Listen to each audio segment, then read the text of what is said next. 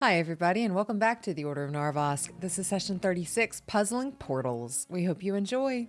We started in the chapel.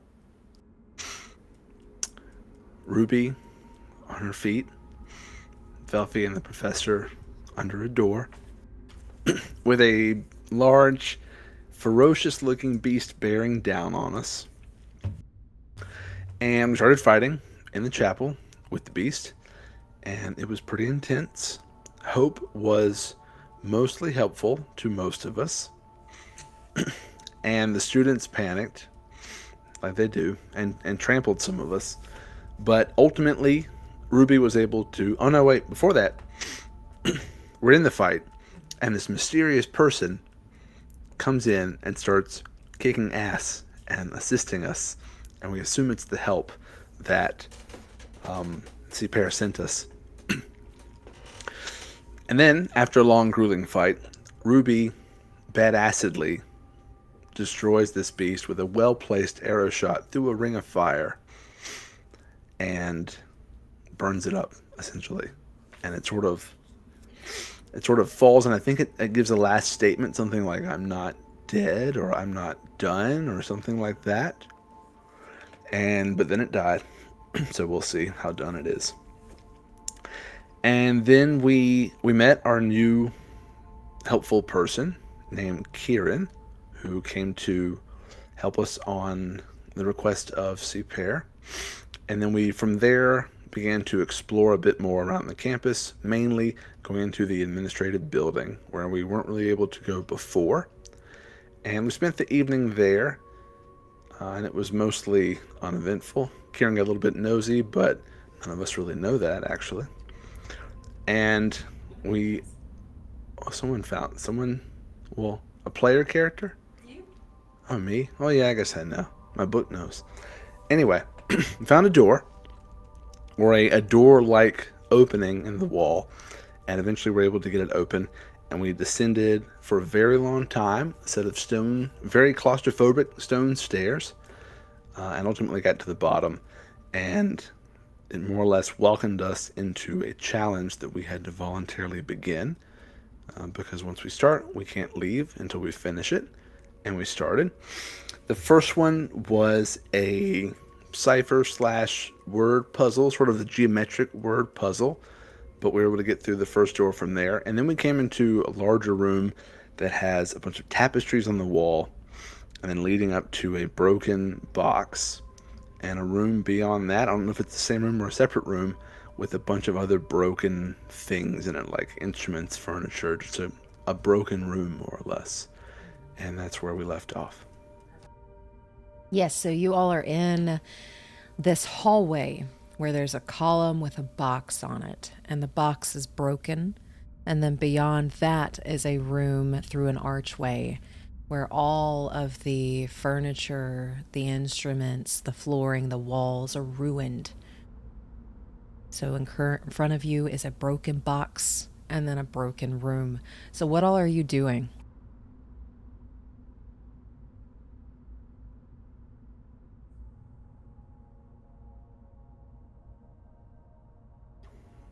I don't know if I did this last time or not. Can I examine the broken box?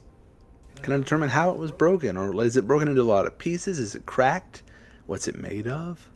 Yeah, roll me an investigation check or a history check if you would like. Does it give me different information? Slightly. I just want to pick the higher roll then. History. 14. With a 14, when you're looking this over, you realize that the inside of this box, it's a shadow box. And shadow boxes can reflect scenes, can reflect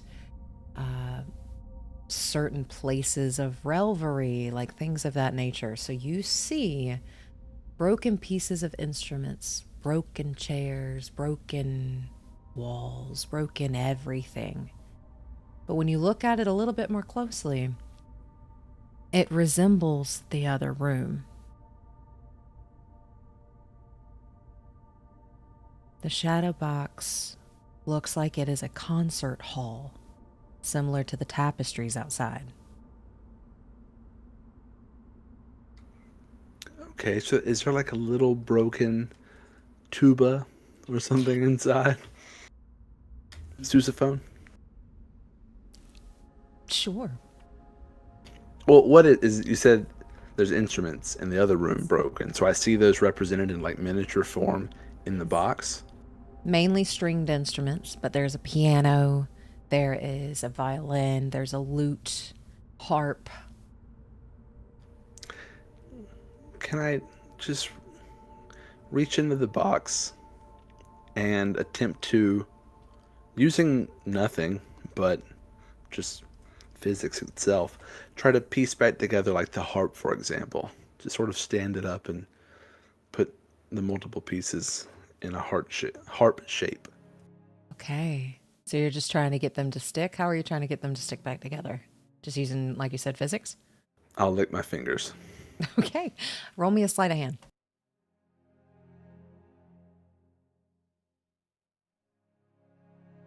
11. You're not nimble enough. Your hands are a little bit too clunky as you're trying to put it together. And it looks like it sticks for a moment. Everybody else who is not messing with the shadow box, roll me a perception check.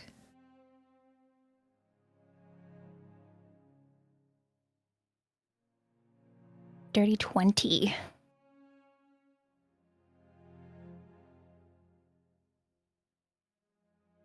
One. Gosh, I'm 16. Okay. With the natural one, though, as you're looking around, you do see a skeleton in here that, it's not what you were supposed to be looking for, but you found it. And it's got like a little sack next to its corpse, like a little satchel. We'll go to the little satchel, see what's inside. You find 15 gold pieces. Okay. And with the 16 and the dirty 20, as Professor Friedrich is putting these harp pieces together, or trying to and failing, you all can see in the room in front of you the harp is moving.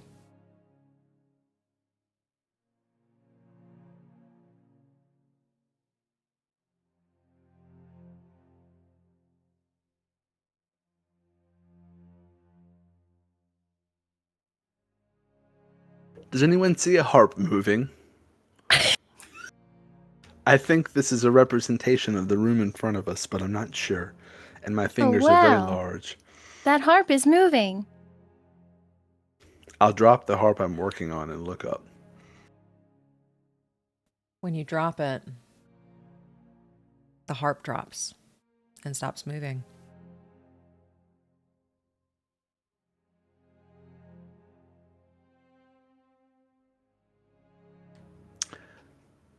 My idea is that this is a representation of that room. And whatever we do in the box happens in the room. The key thing is I don't really know what the room wants or what the box wants. Well, everything is broken, so perhaps we try to fix it. There's a lot of things. There are a lot of things. I have... Oh, go for it. The tapestries that were just outside, were they supposed to play a part in this too? What do they look like again? Can I step back from the box and look around? How far are you going, by the way? It's a hallway. How long's the hallway? How long you go? I'll walk back to where I can be like maybe 10 feet from one of them. Okay, and as you start walking down the hallway starts to stretch. And it looks like you are not moving any further. Oh. as the hallway stays the same, but you are getting further away from your party. But the hallway just keeps stretching. The tapestries beside me, do they stay in place? They go with the stretch.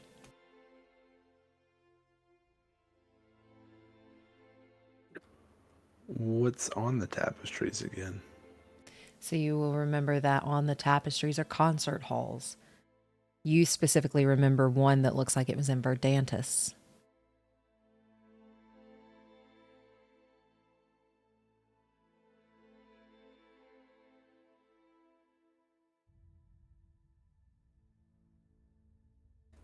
I'll turn around and walk back.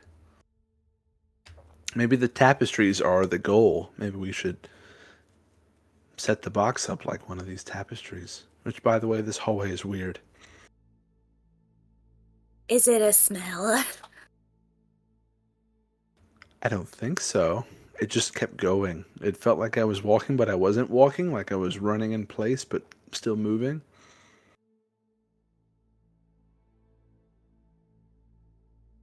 This place is strange. I like your idea, though. Velphie? Does that work with what you were planning? My idea was I have the ability to fix broken people. Oh. So what if I tried to channel that energy into fixing broken things? That sounds lovely and miraculous. Well, if it works, we'll see. Not quite sure. It's just a thought that popped in my head. I don't know, it kind of made sense. What's a harp to a broken bone? Right, Professor? My saliva didn't work. So I assume that your ability will at least be better than that. Well, I can give it a shot. And she walks up to the wooden box, and she'll pick up the harp that the professor was working on, the pieces, and she's going to channel that energy, that healing energy that she uses when she casts like healing word or cure wounds, and she's going to channel that into the pieces of the harp and cast mending. And as you cast mending, it does nothing. Well, I tried and it didn't work.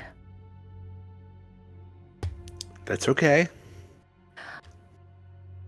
I have another idea, though.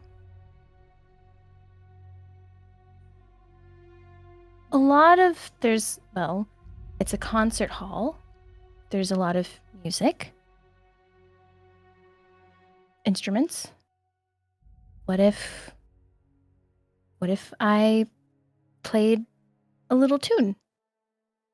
Maybe the magic music would make the magic pieces magically go together again.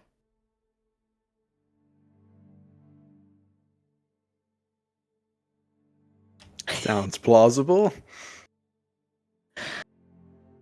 So- Worth a try. The tapestries that Velphie can see. If I remember correctly, you said there was like dancing people and singing people, and I think she would play a song that matches whatever energy the tapestries are putting out. Like if they're like dancing very like they're jovial and it looks like they're doing like a jig or something, she'd play something upbeat. If they're like slow dancing, she'll play a softer tune. It is pretty. There is a mix. So which one do you want to play first? We'll do the upbeat one first. Okay, roll me a performance check.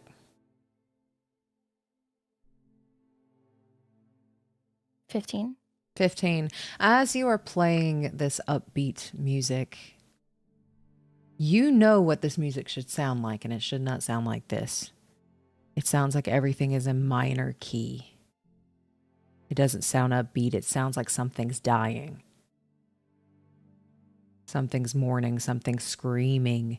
You get the sense that maybe this is needed later, but everything is broken.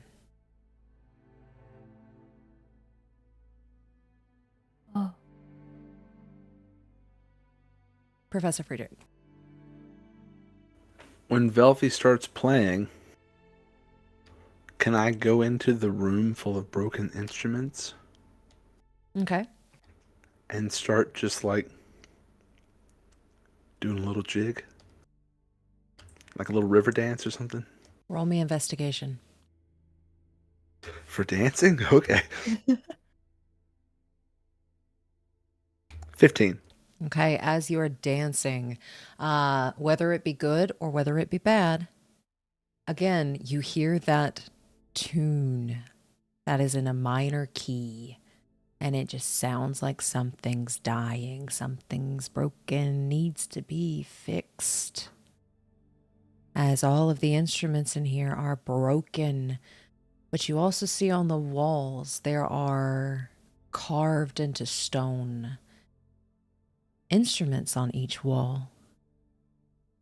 So there are 4, but they are broken. They are missing something. Like indents, like recessions into the wall shaped like instruments? It's almost like a stone carver came in and carved them in. But you can't tell too much. The room is broken.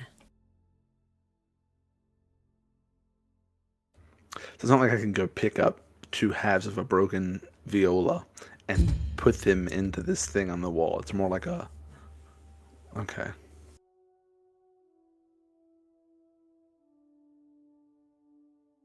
Ruby and Quirin, roll me an investigation check, please.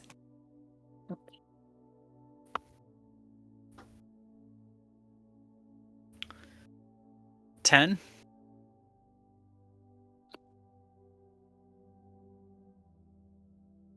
24. All right, with a 24. With a 10, you're not quite sure. You know there's a broken box. What do you do with the broken box? Box has to be important, right? With a 24, the box reflects the room. Professor Friedrich was trying to fix something in the box, and you saw it being fixed in person in that room. Professor Friedrich had the right idea.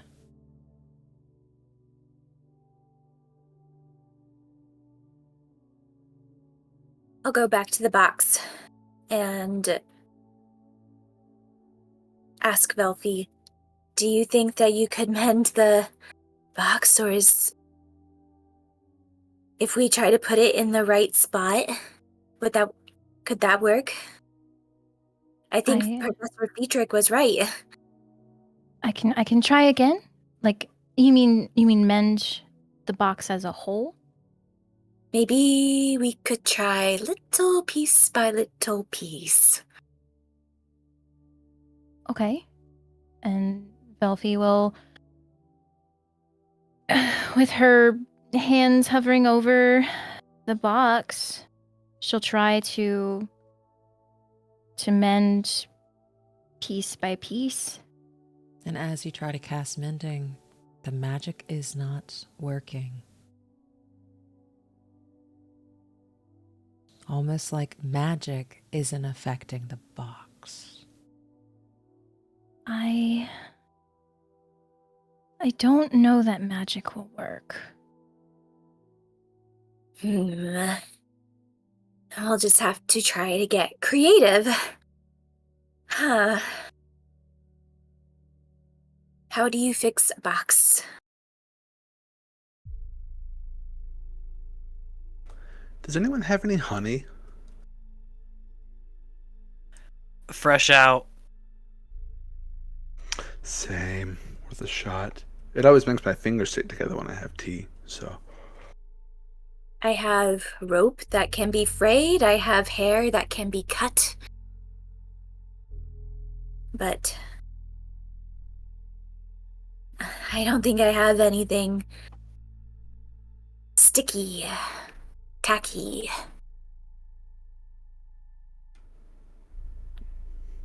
This might sound odd. Hair might work. We have a lot of hair. The instruments that are broken, are they in a lot of little, really tiny pieces, or like snapped in half? Snapped in half.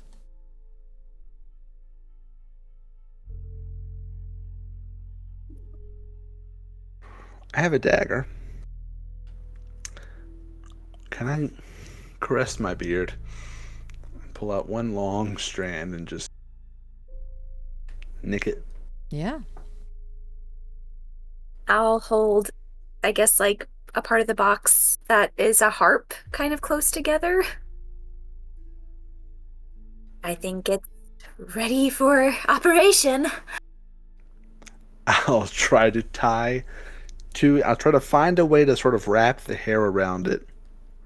I imagine sort of like over the high loop of the harp. Not through the strings, you want them to resonate. And then around, I guess, the outside of the frame of the harp. Roll me a sleight of hand. I'm not the right person to be doing this. Big fingers.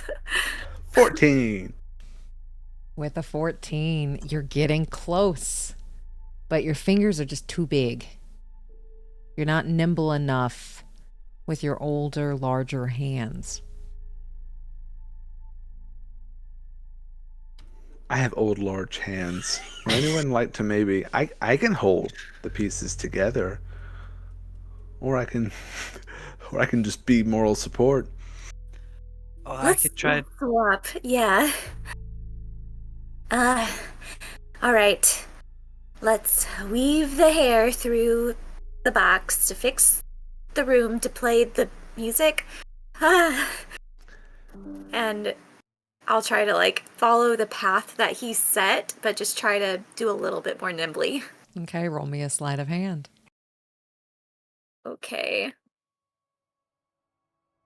I didn't bring my real dice, and rolling fake dice online is not as fun. Oh! I heard the clack, though. Yeah. They have a nice little sound, I guess. 28. Okay, with a 28, you do have nimble fingers and you're able to use this hair and get these little bits to stick. How you manage to get it to stick, we don't know, but you manage to get the hair to stick in the right spot with that sleight of hand and make it stick together. And as you put this box together with physical touch, you notice the box sticks and a small handle comes out the side.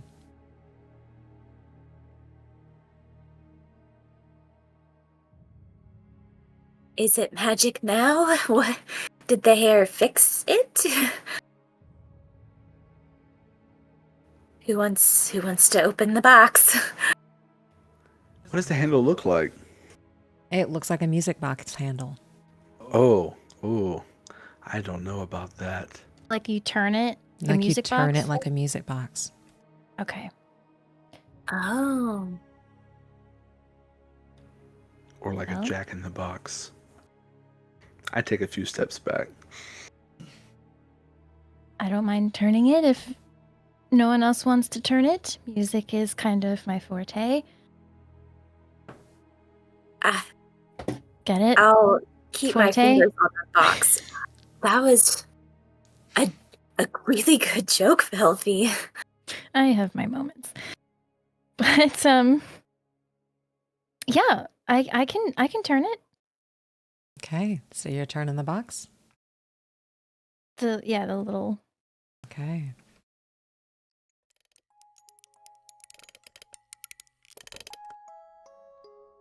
You turn the box, and it starts to play this haunting song. Doesn't quite seem to fit, and you see small figures in the shadow box will begin to play their little instruments as you have fixed them. And as soon as the music starts to play from this box, you all notice the room beyond the archway is completely fixed.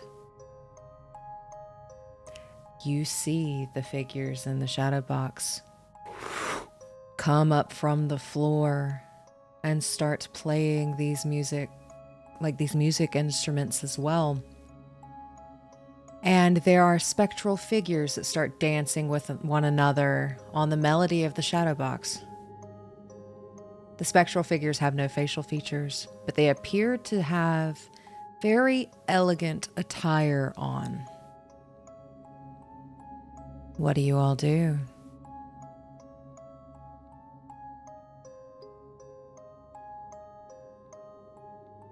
I was gonna whisper out loud, do you think they can hear us or see us or sense us? Maybe.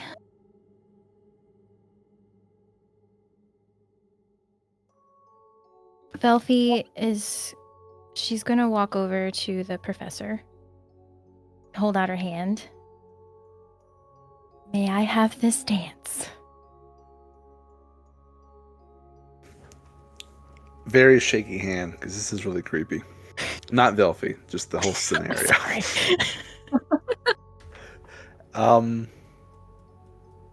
I'd be honored.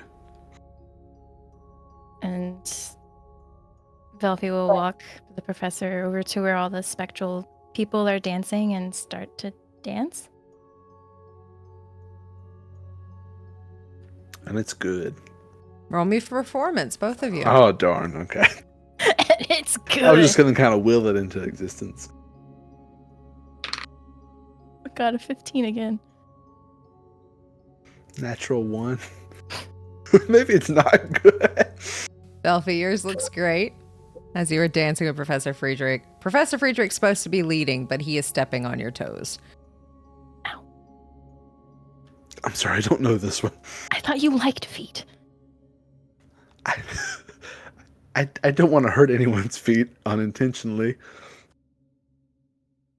And as the music box stops, it seems like only Professor Friedrich and Velphie are in the room, correct? And the shadowy figures. As the music box stops, Ruby, Quirin, you see the spectral figures stop. And they turn their head to both Professor Friedrich and Velphie, and they let out this screech. I need you both to take 7 psychic damage as you see a horrifying, decaying face pop up on these beings as they scream at you. The music has stopped. The music has stopped. Where did the music go? And you are frightened of whatever you see. 7 psychic damage. What are you all doing?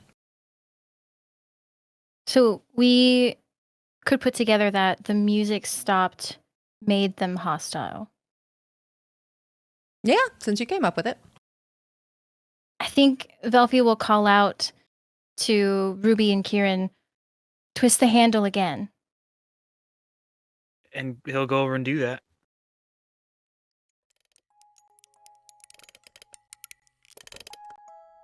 Once that music starts to play one more time, the screeching, the decaying faces sink back in and they become featureless, and they start dancing to this horrifying sound. The dances that they are doing, roll me a perception check. Who? Whoever wants to.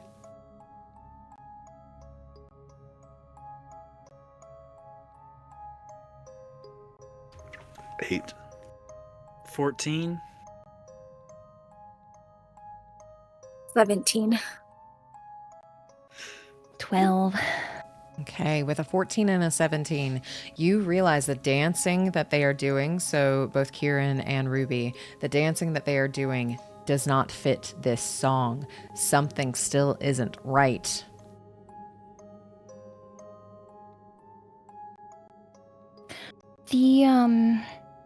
Did Velphie notice those carvings on the wall? Roll me a perception check or investigation check.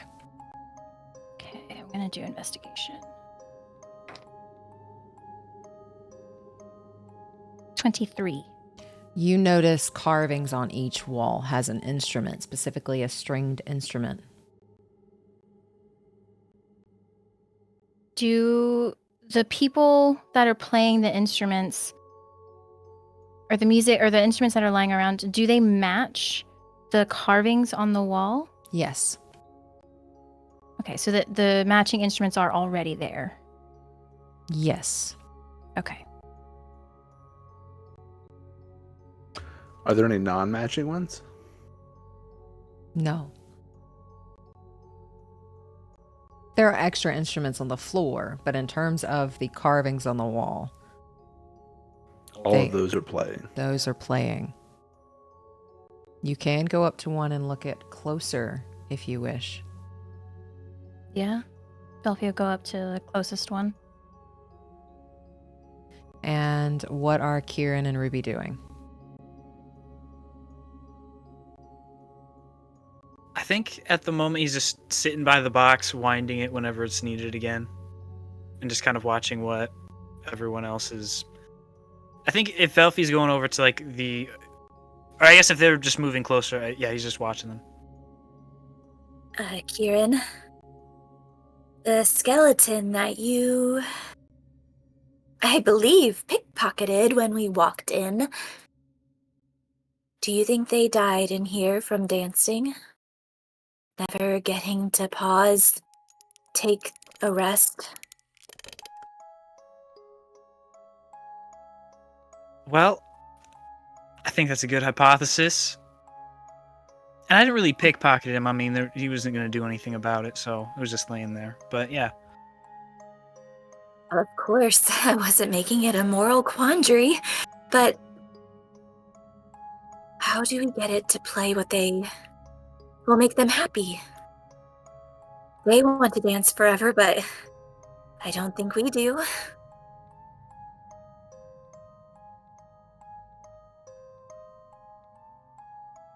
So when you mentioned that the dances that the figures are doing doesn't match the music, like, how so? Where's the disconnect between the music? Like, are they super peppy with their dancing and this is just sad? So they are super like energetic with their music. They're dancing. Like it seems like the vibe doesn't match. It shouldn't be this haunting, this sad, this minor key.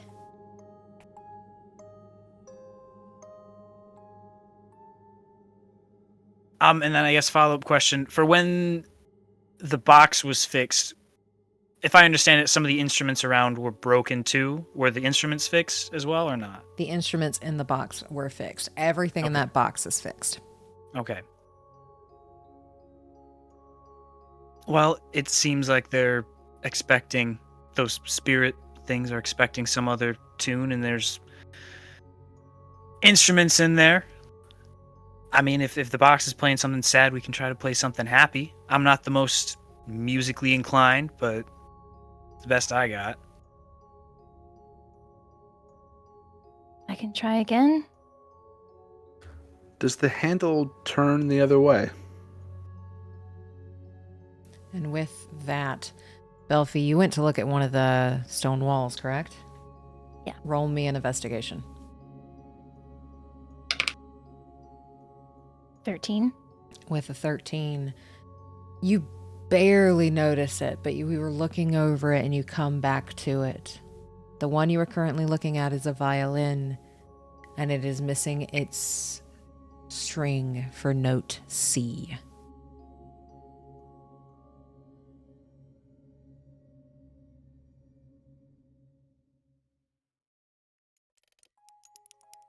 And Quirin, I'm assuming you're still one in the box? Just call into the room. Do we need to play something else, or is there another piece of the puzzle that we need to put into place?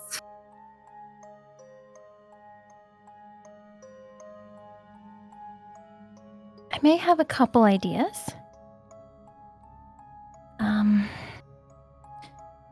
Velphie is going to take out her lute, and in front of that carving, she's going to play or strum the C note.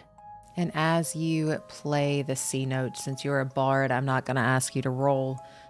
You play the C, and the music from the shadow box shifts just slightly to a happier note. but it's still got that minor key for some of the instruments. Can Velphie do the same thing for all the other carvings? Yes, so go ahead and roll me another investigation check.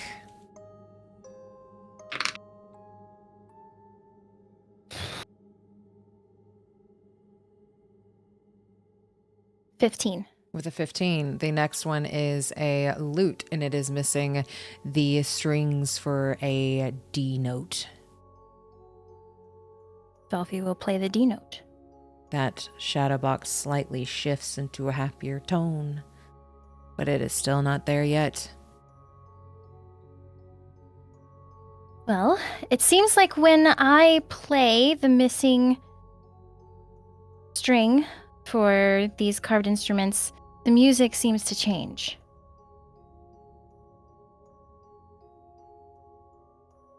So, I can continue doing that. Well, if we feel we're getting somewhere, you should keep doing it. Okay. And she'll go to the next one and the next one and the next one. 2 more investigation checks. Natural 20 plus 6. 17 plus 6. Okay, with both of those, you do realize that the next ones are a harp and another stringed instrument. And you're able to determine that, like a cello, you're missing the B chord and G. She will play the B and G. And as you play those notes, you both notice the Ruby and Quirin, since you're next to the shadow box, it shifts again, and the music it starts to play is that of a happier waltz.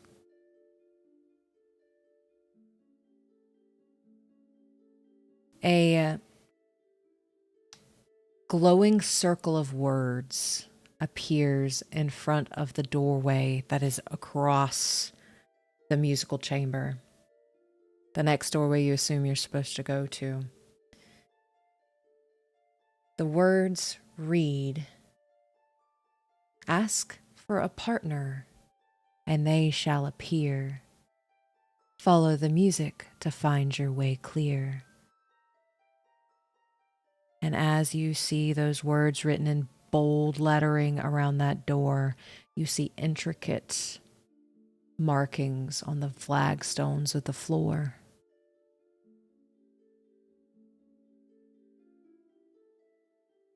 What all are you doing? We all see that? Yes. Velphie, what notes did you just play? C, D, B, and G.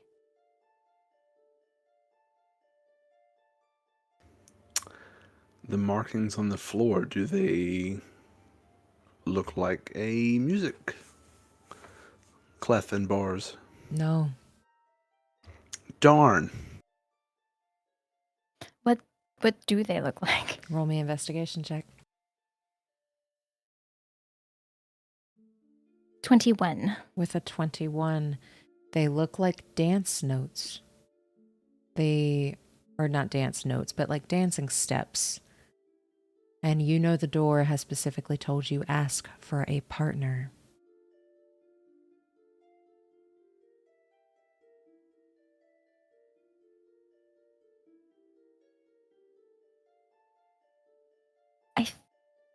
I think Velphie will. She looks at the steps on the floor, and they're right in front of the doorway. Yes. She's going to look up at the door and hold out her hand and say, "May I have this dance?" to the door. And when you hold out your hand and ask someone for a dance, you see a hand appear in front of you, and it puts its hand in yours. An attractive illusion has shown up in front of you. Who do you see? attractive Antir.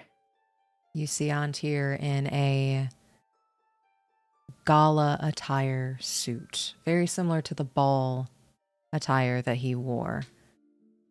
And he puts his hand in yours, flips it, gives your hand a kiss, and then waits.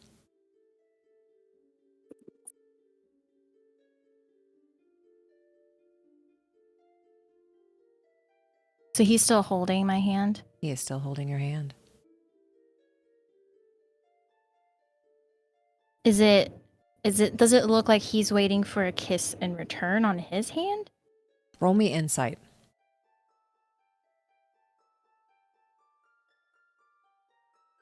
17. Looks like he's waiting to start a dance.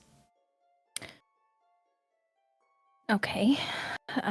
Velphie will, with the flagstones on the floor, she takes with the first step, she copies that first step.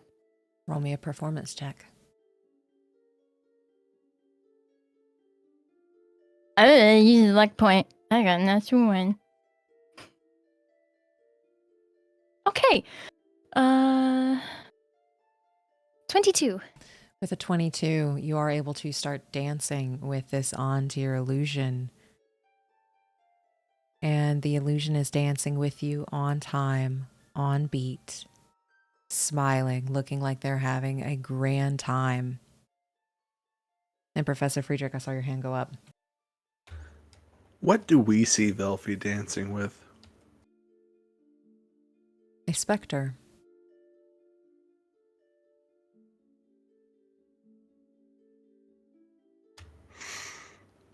It has good moves. Are we all meant to join, or is it enough for Velphie to do the puzzle dance? I don't know. We have an odd number of people now. Well, including the ghost thing. From the outside looking in, aside Velphie and the handsome ghost dancing, I mean, does anything else seem to change, or is it still all the same? Everything is still the same. You see the dancing of the other specters in this room as well as Velphie following along with a series of steps.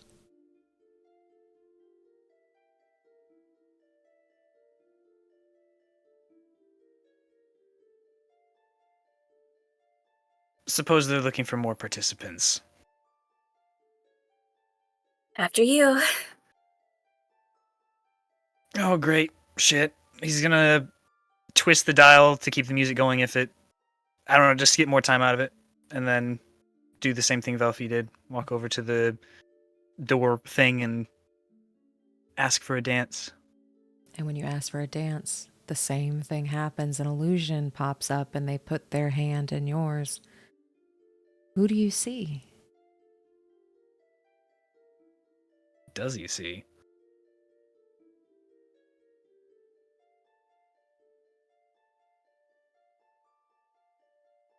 Probably a sister. And you see your sister. And what does your sister look like?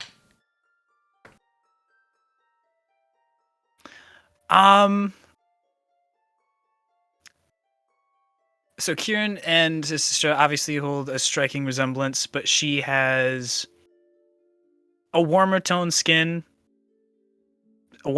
tone, kind of a dirty blonde hair. She's a little bit shorter, a lot of freckles, blue eyes. Yeah. And you see the perfect rendition of her, and she's got this giggly little smile on as it looks like she's asking her brother for a dance. And I need you to roll me a performance check. And I think he's stunned for a second because he didn't think he would see anything or anyone. And so he just, like, once the hand is in his, he just looks at it, looks at her, probably gets a little shaky. I would guess it's probably noticeable. And just takes a deep breath and starts dancing. That's a 17. 18. And with a 17, 18, you're able to glide across the floor with your sister. Everyone else you see, if you look at Quirin, that shaky vibe. But you don't see who he's dancing with. It looks featureless. But you're able to glide across the floor. And it just looks like she's laughing.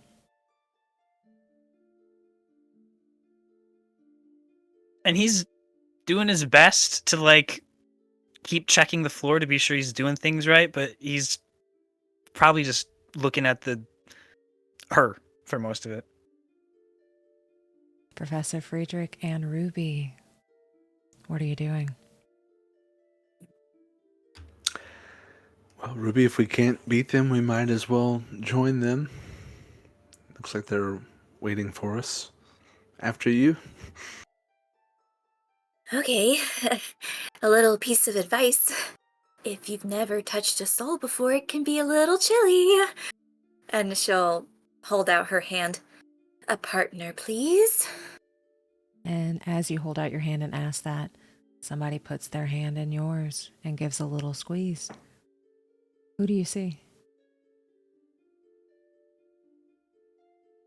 Probably Van. You want to describe what he looks like? It's kind of like very close to Quirin, but a little younger, a little softer, a little less elfy. Has a lean build, slightly broad shoulders, less put together hair, slightly shifted to the side and brown. Has a nervous smile and just simple commoner clothes. And if she does see his face, just immediately her eyes go wide and have that red flash to them. And all of you see a quick blush as Ruby's entire form begins to waver and shake.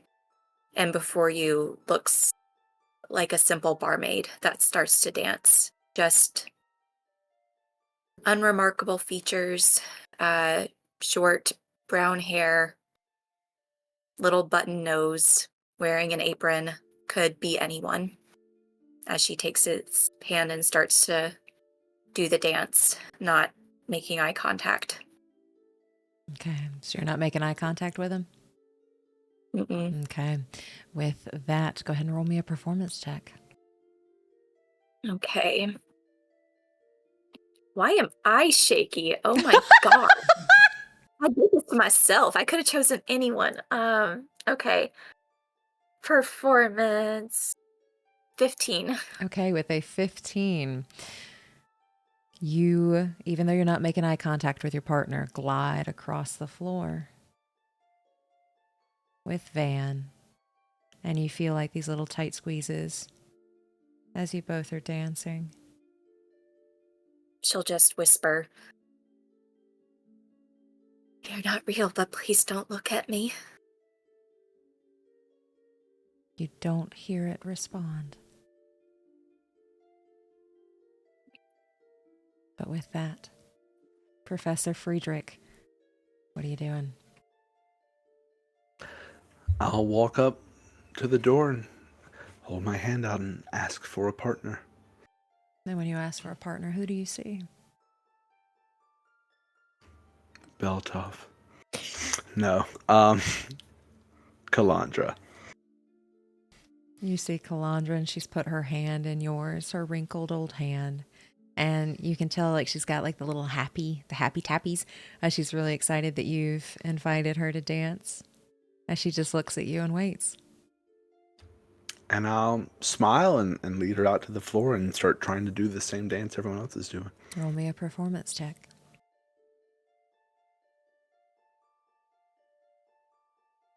Natural 20. Hey, so out of everybody on this floor, you are gliding the best with your spectral dance partner.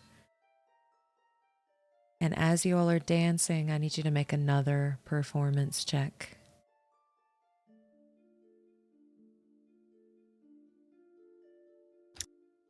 $16. 14. 8. 9. Okay. Both Velphie and Professor Friedrich, you're still dancing with your dance partner. Antir looks like everything you would imagine him to be. Kalandra, really excited to just be standing in your presence. Ruby, you step on Van's toe. And that beautiful, simple, nervous face shifts into horror as it screeches in your face. Its teeth become sharp and it looks like it's decaying as you see what looks like the dead face of Van. She winces and just tries to keep going. I know you're not real, but please do not look at me. And Quirin, you see black veins traveling up her neck, up her face, as she screams at you, her teeth rotting out, her hair falling out, and her eyes look like they have black veins just coming from them as they are nothing but voids.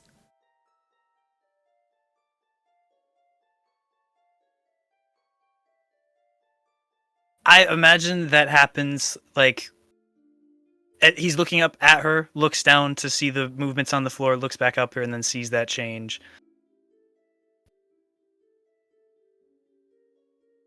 I think he let go of her hand for a second and just like stop dancing and just take a step back. And is she still there? She is still there. Do you take her hand again?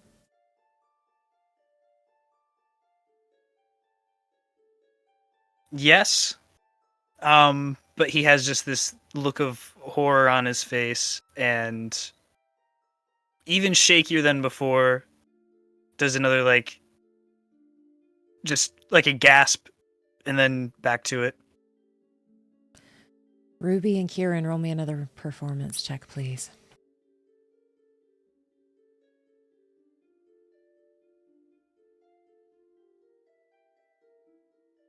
23. 22.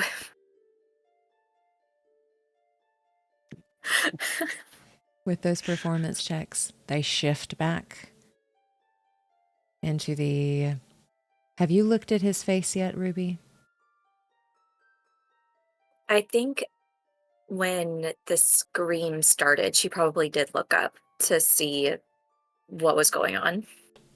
And as you're looking up that and asking him not to look at you, that face changes and those soft features come back and you see somebody looking at you with more love than they could possibly hold. Like you are the best thing that they want to see, and they continue dancing with you. She drops her eyes again.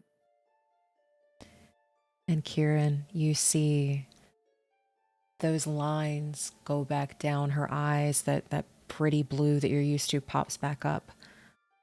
And it looks like she is fuller, like full of life as she just giggles in absolute admiration of her brother.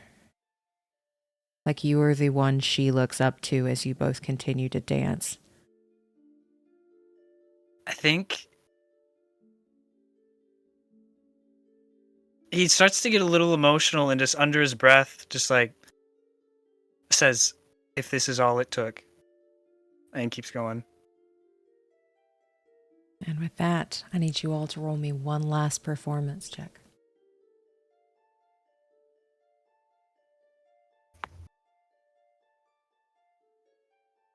Dirty 20.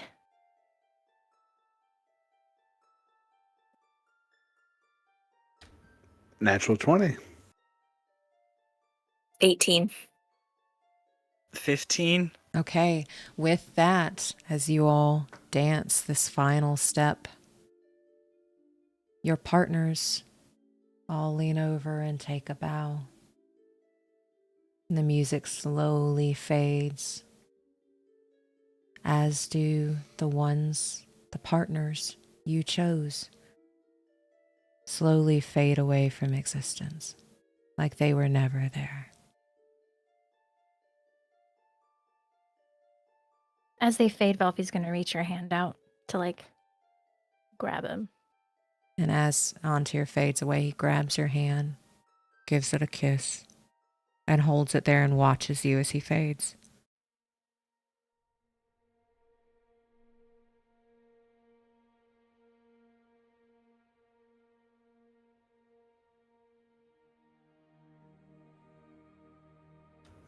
What an odd feeling I'm feeling right now. It's an emotional cocktail. It sure is. Is there a way out? Was that the key to leave this room? It's a good point. Did we just do that for nothing? Can I look around? Did I hear something shift? A door open? A wall move? Something? So once the partners you are with fade, you hear as lights light up on the sides of the door, and the door cracks open.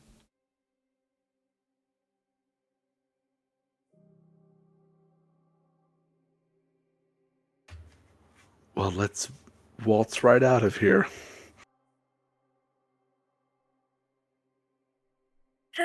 Yeah, let's boogie.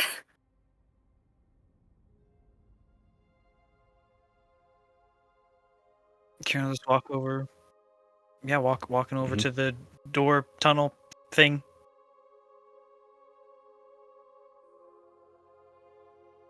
And as you all start to make your way into the next room, the light fades as you walk through it. Don't cheat. She's got index cards laid out. It's like a whole thing.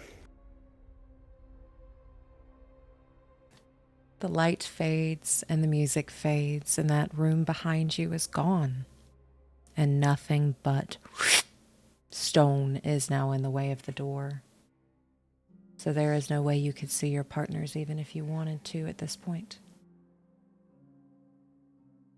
Your way forward is blocked by a massive door with a very heavy lock. You all are in a stone room with a golden mage lights lighting it up, giving it this warm feeling, even though it's really cold in this room. Around the door are these small cube-shaped alcoves that are blocked by this wavering barrier of magical energy. That is this pretty blue of Esarora. Inside each, you can see an identical golden key. And beneath each alcove, which are labeled 1, 2, 3, and 4, has a wand sitting on 2 hooks. There are 4 wands, 1 for each of you. A glowing rune is marked into the stone by each alcove, and the word open is written above them in common. What do you do? So we got 4 holes with 4 keys, 4 wands, 4 runes, Yes. all around the door. Can I go examine the runes? Are they familiar in any way? Roll me Arcana. 13. With a 13, you get the sense that this rune does exactly what it says it's supposed to, and it opens the alcove.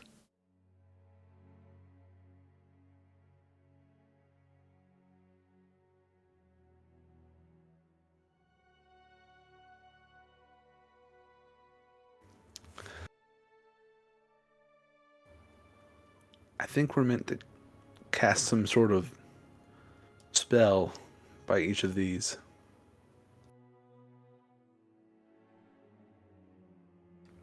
Or maybe trace the rune with the wand, maybe. Generally, to magic, there's a little bit of a, well, you all know this, somatic component. I think I used the right word.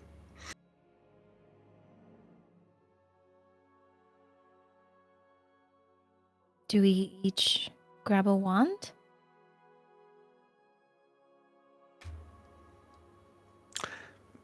Yeah, we match up 1-to-1. Might as well. Wouldn't hurt to try. Does anyone have a lucky number that's between 1 and 4?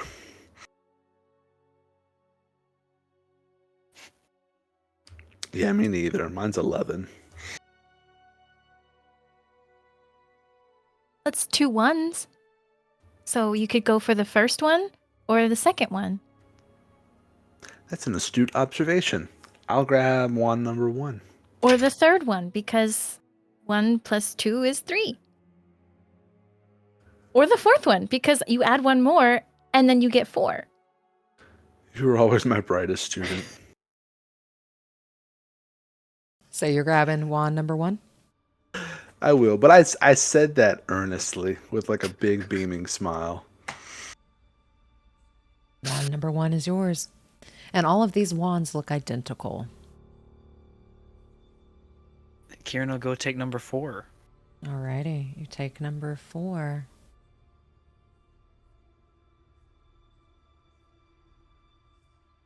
Do you like 3 or 2? I'll take 3. Not attached to really any numbers. All right, and Velphie will take the second.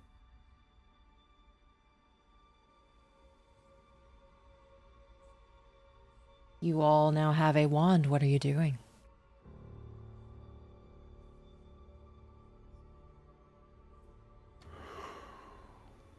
What does the rune look like in front of 1? Is it a shape? Is it like a... Does it look like something I could like mimic with the movement of my wand? You're talking about, you said, what does 1 look like? 1, 1. The rune of number 1, sorry. They are all identical. What do they look like? Is it like a shape? Is it like a With character? It is a character, and with your roll from earlier, it's probably an open rune.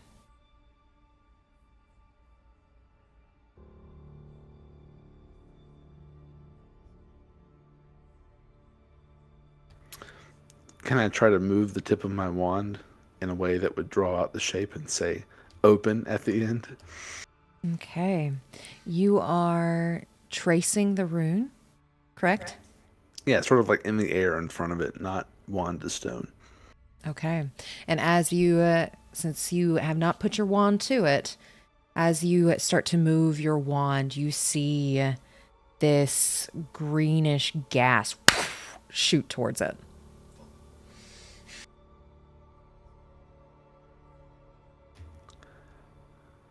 Can I move?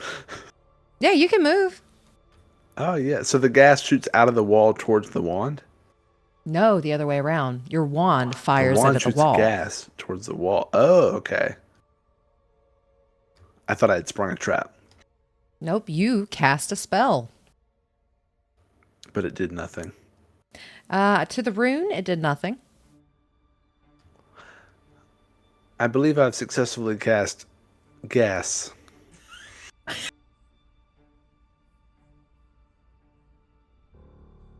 And normally I don't cast gas in public, but... And I know it's a small room with no windows. How did you do it? You felt the magic or chose a rune? I just tried to mimic the shape of the rune, almost like drawing it in air. But I don't know if it did anything. Was there pressure behind the gas? It was like casting a spell. So like a cantrip. You get like poison spray from it. Okay. I don't know if I have to do it all at once. I don't know if I have to run the tip of the wand along the actual rune. It can't be as simple as just. And I'm going to do this as I say it. Just flick the wand towards a rune and say open. As you flick the wand towards a rune, what rune are you aiming at? The one associated with number 1. Just swish Okay. and flick. It opens. You see that barrier where the key is vanish. I stand corrected. Maybe it is as simple as that. Immediately just doing same thing Fred did, going to 4 and open. Okay. And as you use, are you using your wand as well since he did? Oh, absolutely. Your wand, the tip lights up and it casts light. And with that, what are you all doing? Does anything How do happen you to feel? room 4? It opens. Okay. That barrier opens. But I will say at this time, since this is your second time doing it, you hear a poof. All the keys disappear and then reappear. Is the barrier back? Barrier is now back.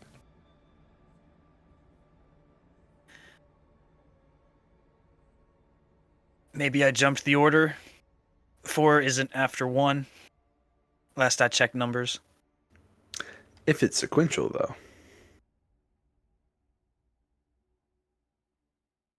Well, we can try ascending order. 1 worked, and I'll do it again. I'll just say open. And when you cast open on 1, how close are you to 1? 5 feet, pretty close. I need you to make a dexterity saving throw. I'm 100 feet. What do you mean? What? 21. With a 21, you pass, but as you open alcove number 1, it explodes. The key explodes, and you take 4 piercing and 4 fire damage. Was anybody next to Professor Friedrich?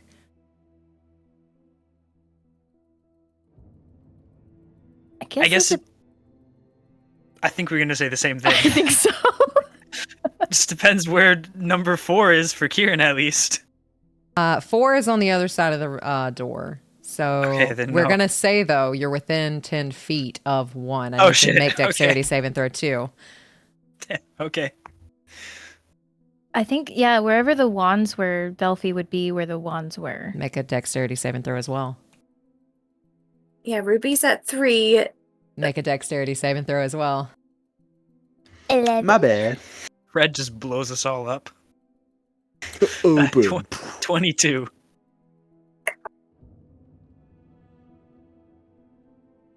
$23. Okay.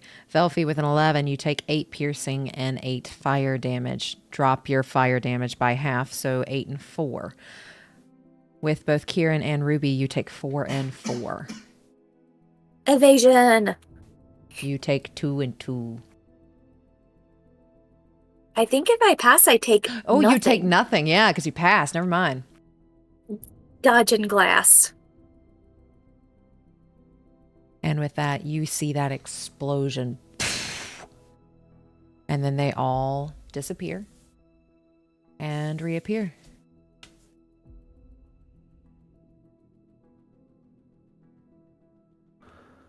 Maybe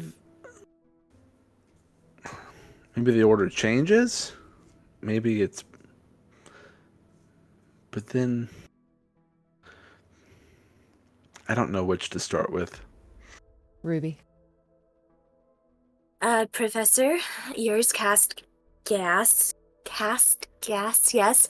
And yours had a light bulb, or like a little sparkle at the end. Velphie, do you know what yours does? I haven't used it. Maybe there's a little trick, like with the footwork and the hairs. Shall we see what ours do to see if we get more information? Yeah.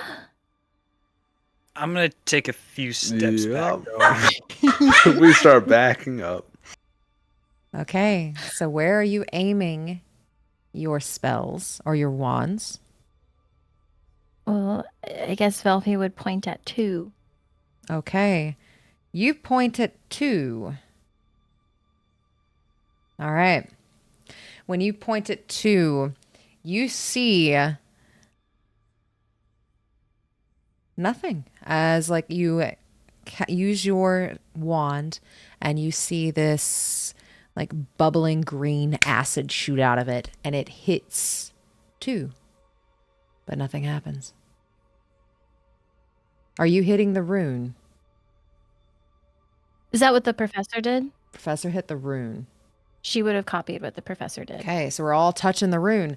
Alrighty. As you touch the rune, this giant thing, the key, shifts and changes.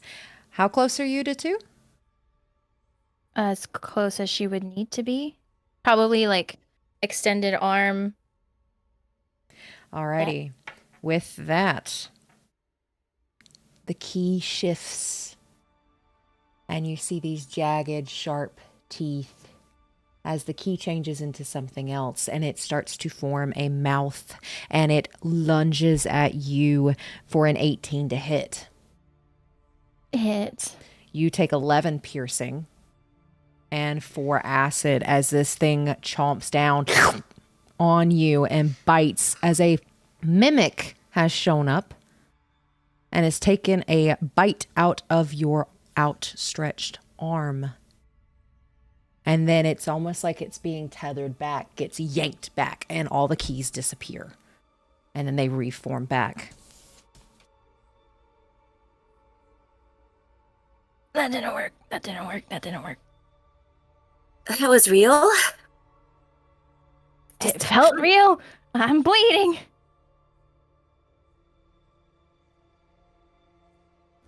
Did we see what the wand did when it was cast, though? Did it have an effect like mine or Quirin's? Acid. Bubbling acid. Acid.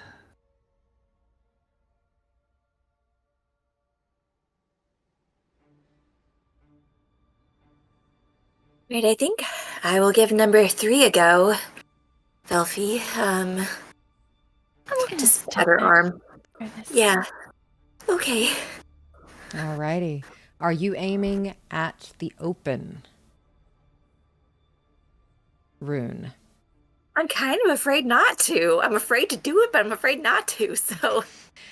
As you use your wand, out comes from it a blue spectral hand as it floats. And since you told it to go to the rune, it goes to the rune, presses it. Does an 18 hit? Yeah.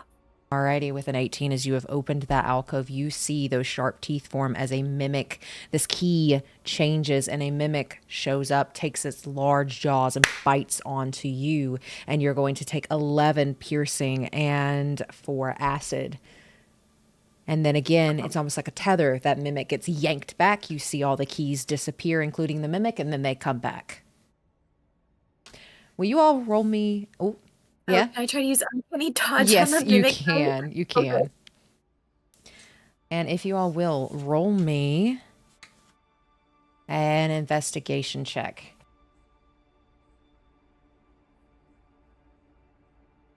12. 14. 19. And Velphie? 12. Okay, I missed that. So with y'all's numbers, you get the sense you all have been aiming at the open and opening the alcoves before you realize which key is the right key. So maybe don't attack the open rune. You said all keys look identical, right? Yes.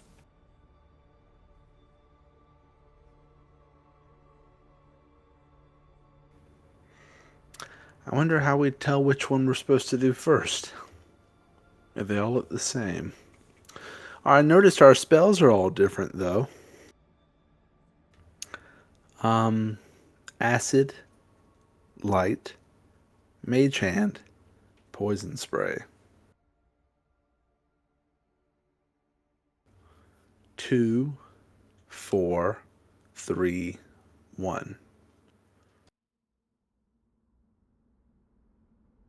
alphabetical, and then the number of the wand.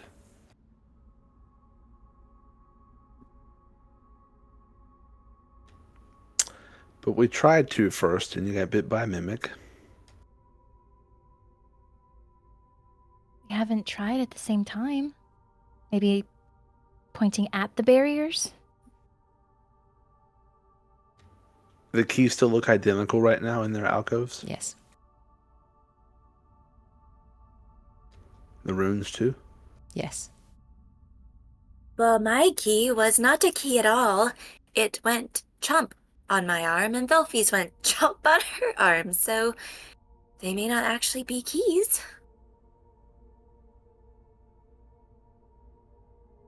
Perhaps we don't open 2 or 3. Bad keys. So that leaves 1 and 4. Can I look closer at the keys? Is there any sort of distinguishing factors about them? Which one are you going to? I'd like to look at all of them, but I guess I'll start with number 1.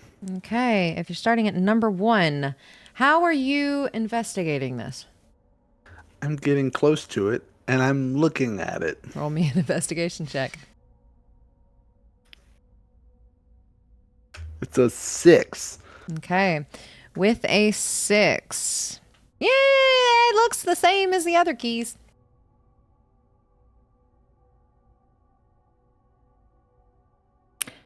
Did the barrier come down for all of the keys that we tried to open? When you opened pressed for the rune, you only opened the rune of the number that you were going for. Okay, so that barrier did come down for 4. Yes. Or 2. Okay. Yes.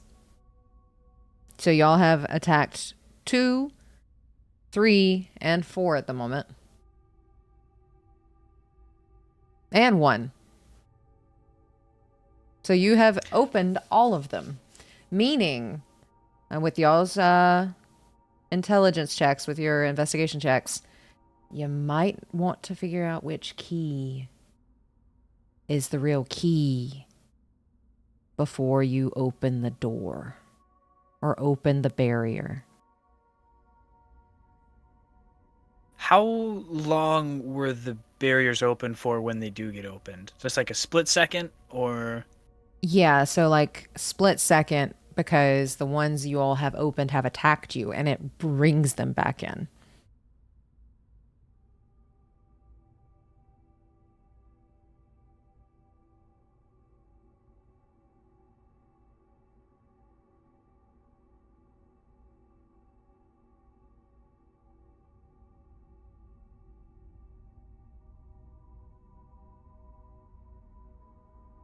They all look the same to me, but I don't know if they are. I don't know if anyone has a way of examining them differently than sight. Can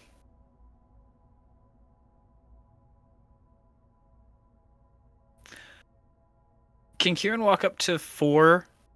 Go for it. I think first I want to give it, if I can, the same just visual look over that Fred was doing. Roll me an investigation check, please. I don't think it matters. It was a single digit, less than 2. Oh, no. All right. As you walk over to look at the key, you kind of get distracted by the fact that your wand tip lights up.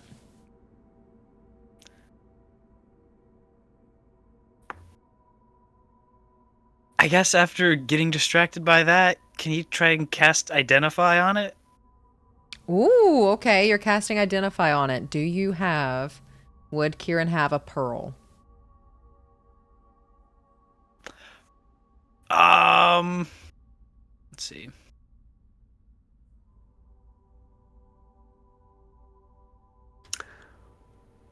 I mean, if the spells take a material pouch, I mean, I guess I haven't really thought about that. I would assume so, because there is wizard spells that he would be prepared for. But Okay. if you think different, then So the reason I ask, I don't normally do spell components unless they have a gold value.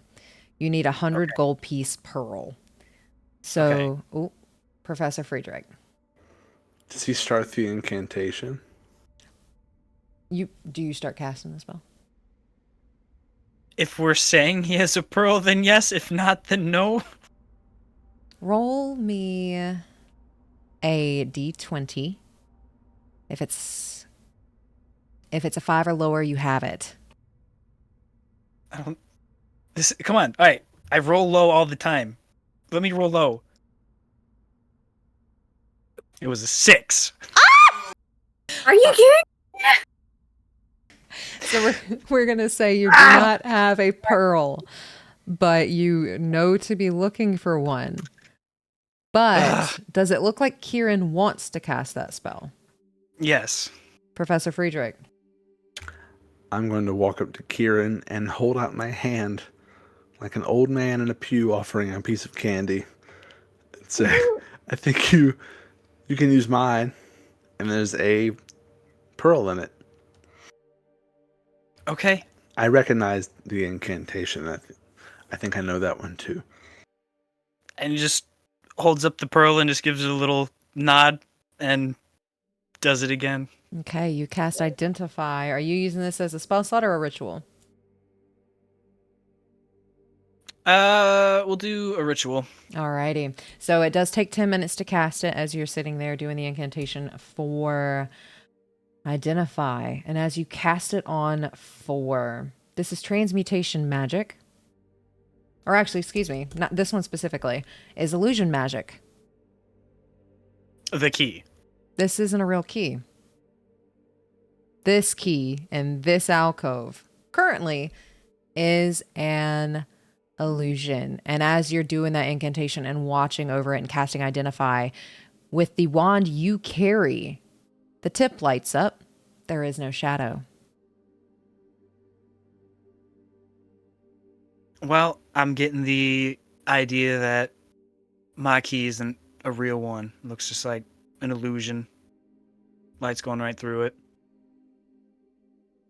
Not mine. Well, what if you shine the light on all of them? See if they all have a shadow or not. Then going over to one, since he's seen the other two turn into things that bite people. Okay. I will say as you are walking past, going from 4 to 3 to 2 to 1, they all have shadows. 4 does not.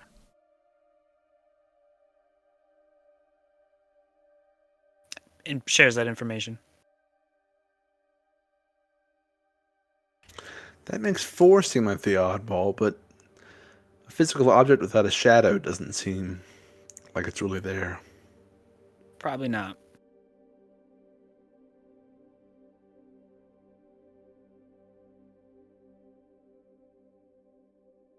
Let me try to grab number 1. If I pop my ghost hand out, what did you call it? A wizard hand? A mage hand, but I suppose it depends on how you refer to yourself. It could be a ruby hand. Does that sound good? To pop the ruby hand out to try to snag number 1 to see if it's touchable? If you can get through the barrier, sure. Whatever, as long as it's not your arm, because of what happened. Yes. Shan't repeat past mistakes. And I'll open while casting Mage Hand on number 1. See what happens. So are you casting Mage Hand on the key first and then opening it, or are you doing this at the same time? If I can get the key with Mage Hand, that would be So you're able to ideal. send your Mage Hand into that magical alcove. It can pick up number 1. It cannot pull it out. Hmm.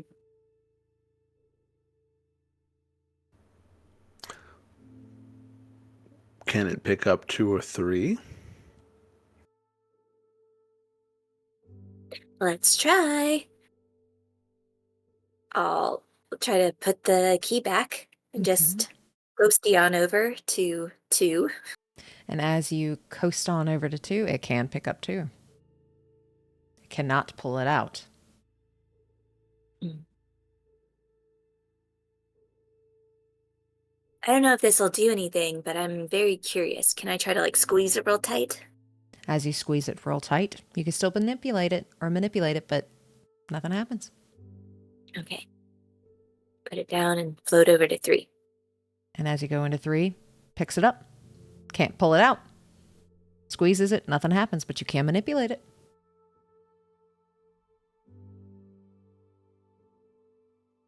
So how do we get it out? Well, the barrier drops for a split second when you cast. If Fred casts on 1, use the mage hand and just try and yank it right out. Out of curiosity, do you want to try grabbing 4? With the ethereal hand. One more time. Try to grab 4. Your mage hand goes right through it.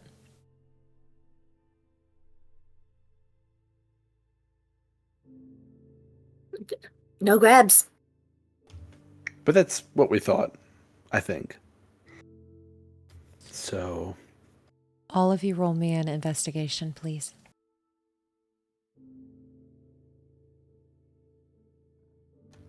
Dirty 20. I'm busy with my arm. I got a natural 1. 19. Now, I rolled a 5 now. Oh no! Alrighty. With a 1 and a 5, y'all don't seem to pick up on this, but both Ruby and Professor Friedrich, magic can go through the alcoves. The key cannot come back through. Whatever you cast with your wands can go through. Whatever's inside cannot come out.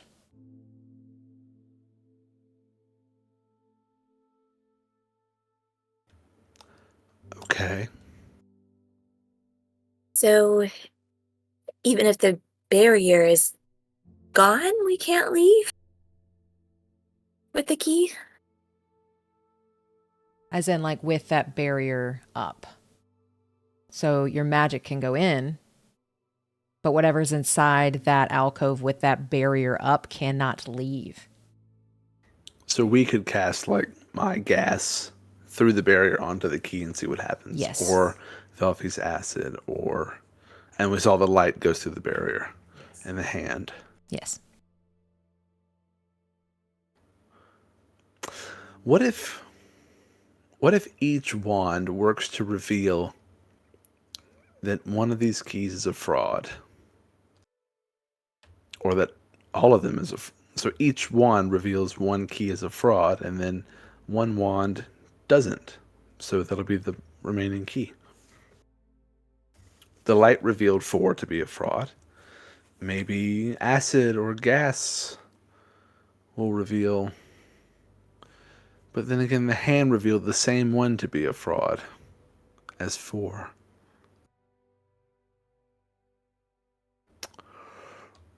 Can I go up to key number 1 Mm-hmm.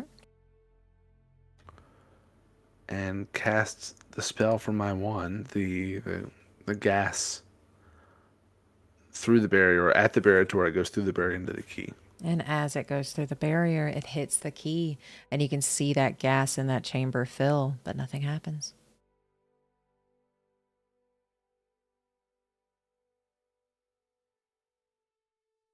I like Quirin's approach of maybe trying 2 spells at once. On one singular door. Which 2?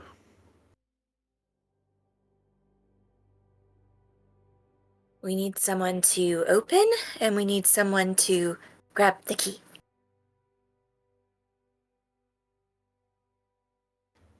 How do we know which one's the right key to grab?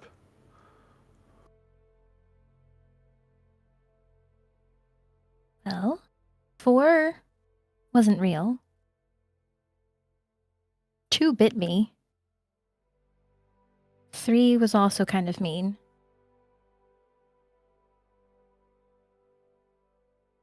Can I cast my gas on 2? When you cast your gas on 2, as that gas hits, mimic face pops up and starts attacking at the wall but cannot get through.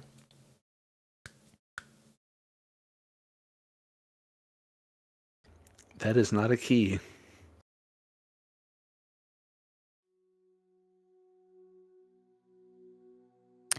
I was just going to ask if I could put together that when they disappear, they change. Since you've come up with it, then yes. When you have guessed the wrong ones, they have been shifting places the entire time. I think they've been shifting places when we guess wrong. Tricky. I see what you did there. Trick key. Yeah.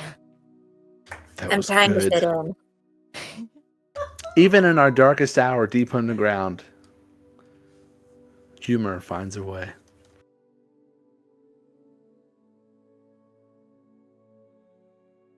Well, perhaps then we all cast our wands at the barriers.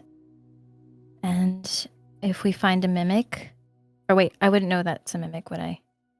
You roll me history, but you already see the mimic. It's chomping in 2 right now. A 17 plus 6. You know what a mimic is. You've read about them. So, if we all cast at the same time, and we see the mimics, we know those 2 keys are in it. But if we guess wrong, then they change again. I think as far as this iteration goes, though, we've eliminated keys 2 and 4. I'll cast my gas on 3 while we're talking. Nothing happens. So light revealed 4 to be a fraud. Gas revealed 2 to be a fraud. The mage hand revealed 4 to be a fraud, but 1, 2, 3 were the same. Velphie, what does your wand do on 1 or 3? Well, I will cast it on one's barrier, like through one's barrier. Nothing happens.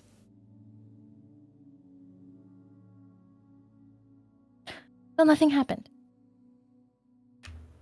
To that one. What about Okay. 3? I will do the same thing to 3. As you see that explosion within the barrier. That's the one I did before. That one hurts.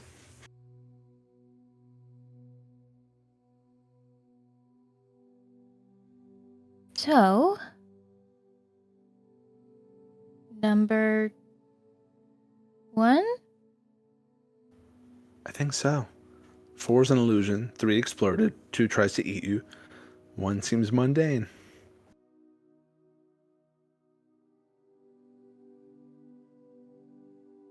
Okay. Let's get it. Who wants to open it? What if Your we all wand. do it? Or maybe, I don't know, maybe one should go with one. Who has 1 again? You do. 1 is you, yeah. Okay. Just in case, if you all want to take a few steps back, I've been known to muck things up. Maybe just to be safe, Ruby, you could use your wand to grab the key. Yes. All right, Ruby hand. Are we ready, Ruby? Let's go. Are you pressing the open rune? Yeah, can we sort of synchronize it like a countdown and be like 3, 2, 1, open? Okay. You are able to synchronize who's grabbing it. I will with Ruby hand. Okay, Ruby hand goes in as you press the open button, Professor Friedrich, and it grabs the key. And it just brings it to you.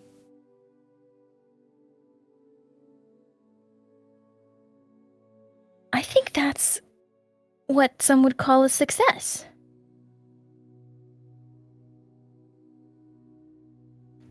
I think so. Does Well, it let's fit see if it a works. lock? Yeah. Try. Y'all unlocking the door? All right, you unlock the door. And as you unlock this massive door, you hear the of a door unlocking. But this is a heavy door. It takes all of you to open it. I guess, yeah, then pushing on the door is what you mean? Let's Well, push. Could I use thaumaturgy to open it? Technically, it's an unlocked door, so yeah, it opens as it slams onto the wall behind it. And as you all open this door, or open it with thaumaturgy, you're met with a cylindrical room. Do you all fall in line and walk in? I suppose so. Okay. As you all start to walk into this room, it's cylindrical, large, and you all feel small as that door behind you fades and disappears. Humongous statues line this cylindrical room. Some are holding some musical instruments. Others are holding weapons and shields. There's one statue that looks larger than the others, and it is sitting directly in front of you. I shouldn't say sitting.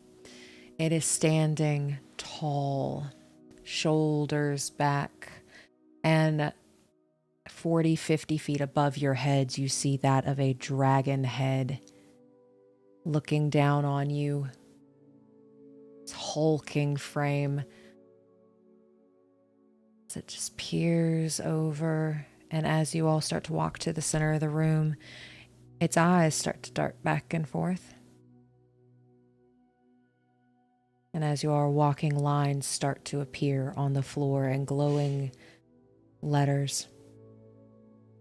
First, revere me. Second, praise me. Third, prove your faith. And whenever y'all are ready, just go ahead and go to roll 20 and roll initiative. 10. 20. 20 as well. 11. And for those 20s, are they natural? No. Okay. Mine's a 16 plus 4. Okay. Alrighty.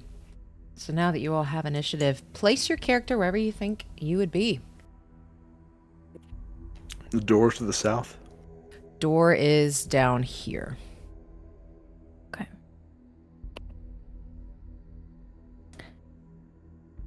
I mean, we just walked in, Probably right? about there, yeah.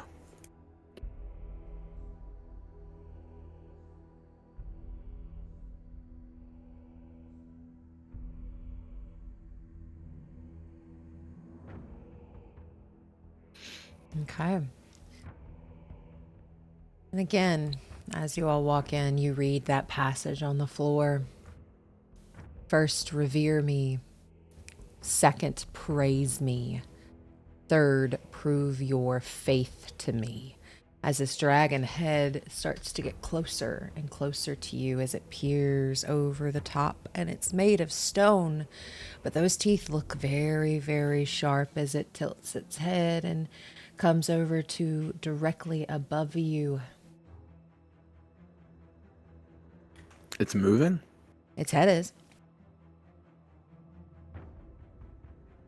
And as you all read that passage and start to make your way in, you hear ticking sounds.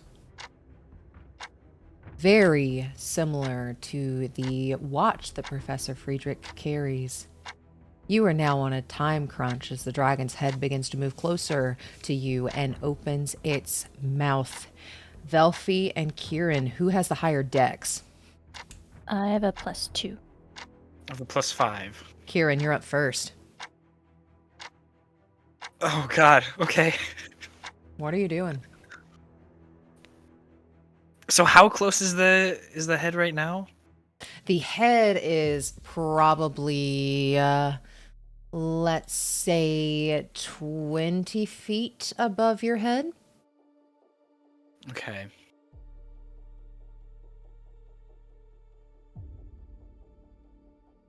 I'll move a little deeper in. I think right there. Right there.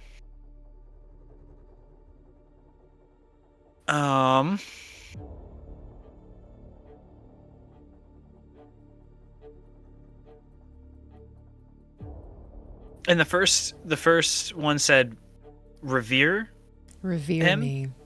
Revere me.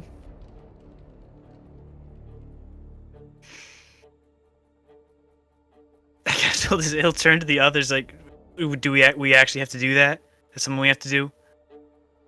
That's what it says. Seems like we're gonna be eaten if we don't follow the rules.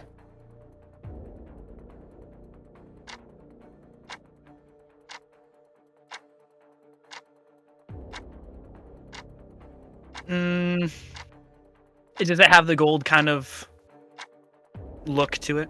It is stone gray. Stone gray.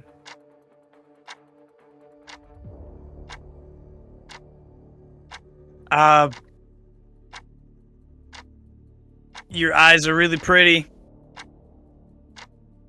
As he's just staring this thing right in the eye. Okay, you stare this thing right in the eye and you tell him how pretty he is. Is Yeah. that your action? That'll do it. Alrighty, that is your action. With that, Velphie, you are up.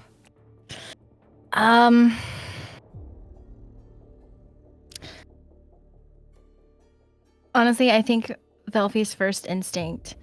Unfortunately, Quirin, this won't reach you. She's gonna cast Bless on herself, Ruby, and the professor. Okay, so cast and bless. And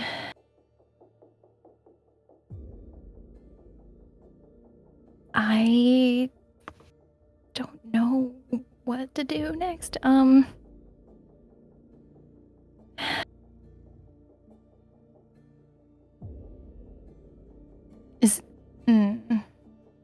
Talking isn't a free action now.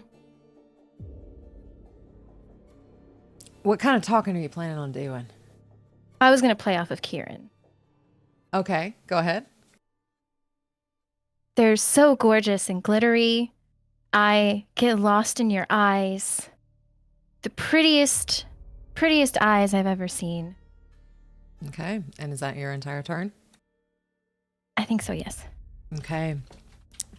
The dragon had rolled a 19. Quirin, I need you to roll me a d6, please. Okay. I just dropped that. 4? Okay, you rolled a 4. Alrighty. With that, Velphie, roll me a d4. I went and got a D6 out. Okay, a D4. Hold on. Okay. A 4. Quirin, as you are saying this, you see its mouth open and this light starts to form as it does not like that kind of revering. I need you to make a Constitution saving throw. Okay.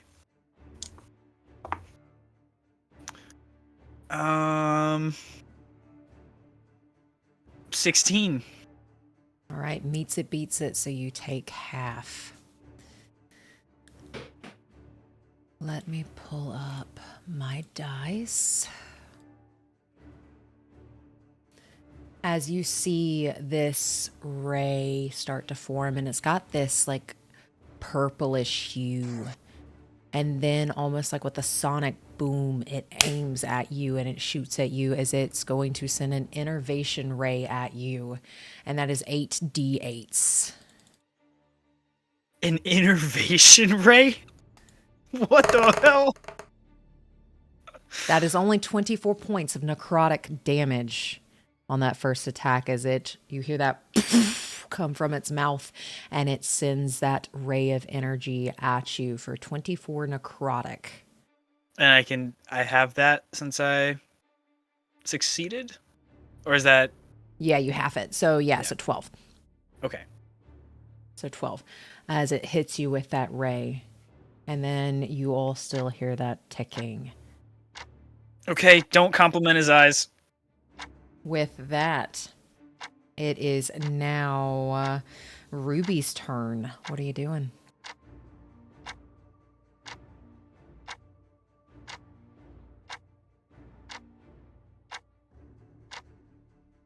Yeah, still in her plain ruby disguise. She is just a little bit overwhelmed by like the size of this place. And seeing Quirin get attacked,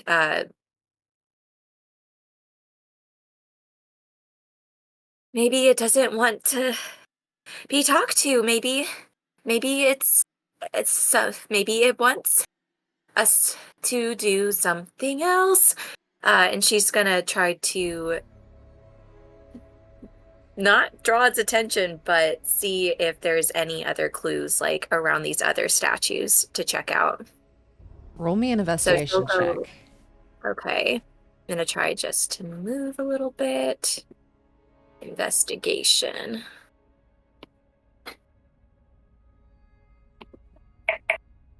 Okay, that is a dirty 20. Okay, with a dirty 20, roll me a religion check. Okay. Am I proficient? No. Okay.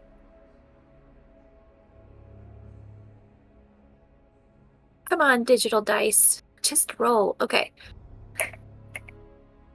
Okay, that is an 11. Okay, with an 11. All of these statues, you can definitely see them. Some look like they are playing music happily.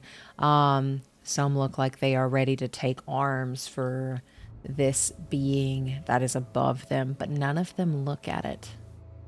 It is too high above them to look at it.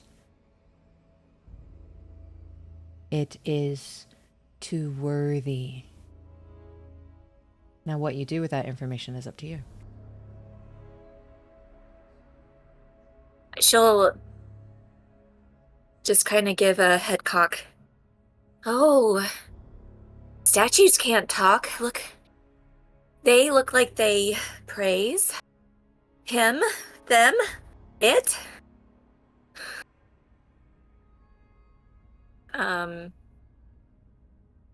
And after she moves, she's not going to attack. That's her turn. Alrighty, and with that, Professor Friedrich, you're up. These are instruments I see around the different statues. Yes. And they're like big like that, so the statues are holding them? Yes, this place makes you feel very small.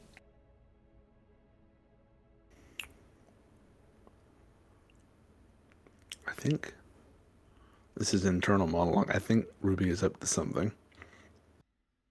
I'm going to stay put and just look up at it. And take a literal definition of revere means to look up to. I'm just going to stare it right in the eye. Okay. And with that, is there anything else you'd like to do? No. Quirin, you're up. Ooh, okay.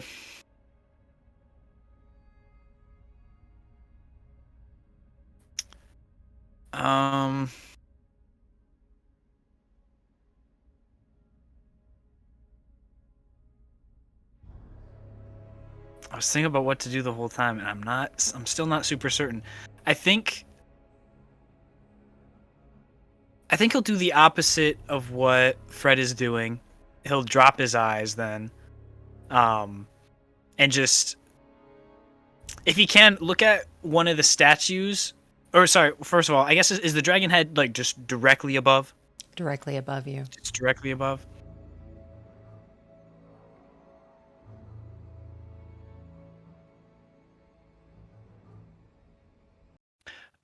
think he'll look at one of the statues then. Just say, with gritted teeth, I'm not worthy enough to look at you. And does that count as an action, or can I prepare something? You can prepare something. Can I prepare a Misty Step if he feels he's about to get struck by a beam of energy again? Yes. Okay. So you're preparing Misty Step in case something goes wrong. So you say you're not worthy. Roll when you say that. Go ahead and roll me an investigation, please. 24. Yeah. Yes. 24. Okay. Roll me a religion check.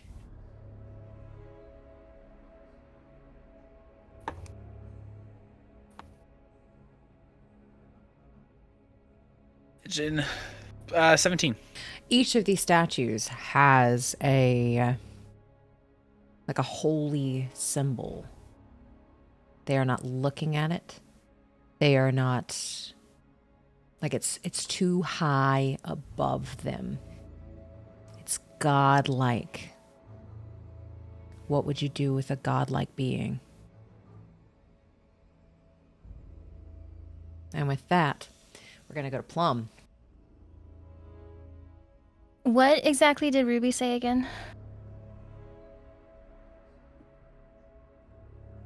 Something along the lines of, it looks like these statues revere and are worshiping it too. Like they see this thing as a god. Okay.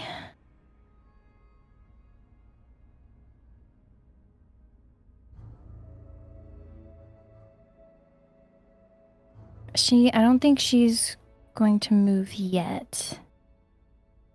But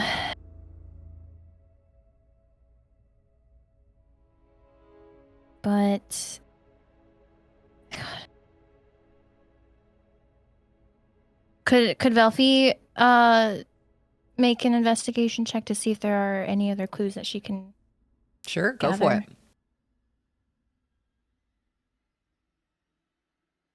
Dirty 20. With a dirty 20, go ahead and roll me a religion check.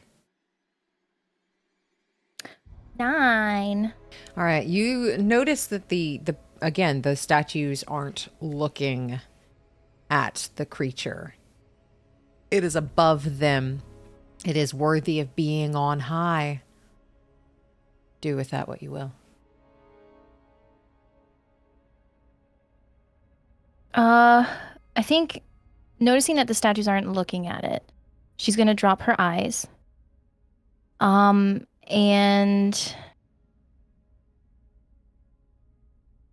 bow. Okay. With that, it is now the being's turn, the creature's turn. Ruby, roll me a d6.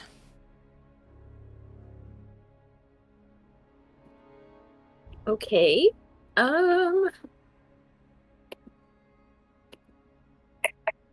5.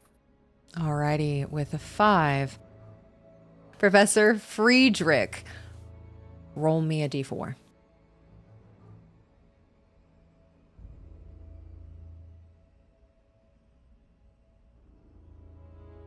Three. Alrighty, with a 3. You're looking right up at it, and you see this black energy form in its mouth as you hear this coming at you. Go ahead and roll me a dexterity saving throw. You can add a d4 to your saving throw with bless. I'm blessed. Thank you.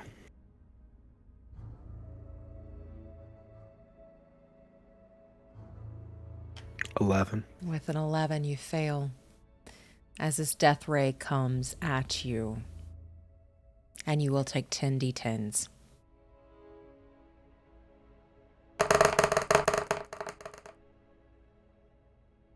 Luckily, a lot of those are ones. You only take 36.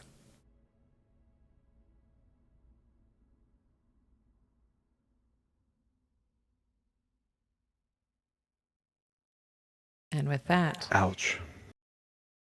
you hear it scream at you. You will revere me. As it is now Ruby's turn.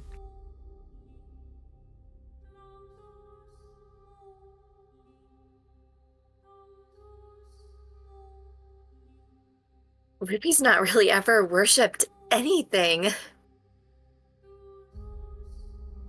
So I think at this point, she's kind of shaking in her boots. Yep. Revere. Totally revere. This is reverence. As she's still trying to, like, she's trying to sneak around towards the back of it, but this place is huge. So, not looking up at it, but just trying to slowly make it to where it won't be potentially looking at her. All right. Will you move your character to wherever you are currently on the map? Yeah. 2, 3, 4, 5, 6. Alrighty. There we go. Did you want to take a bonus action to dash? Yeah, I'll do a bonus action to dash. There we go. Yeah, perfect. And is there Thank you. anything else you like to do on your turn?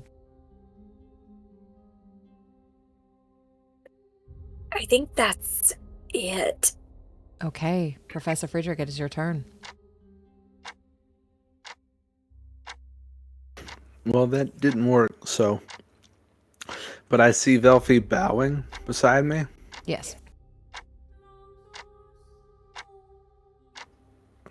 Okay, I will do the same. I will avert my eyes to the floor and bow and try to lower myself before it to make it even higher.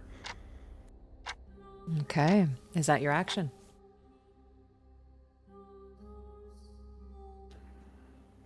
Yeah, because it doesn't matter if I take a potion. One more hit kills me, so that'll be my action.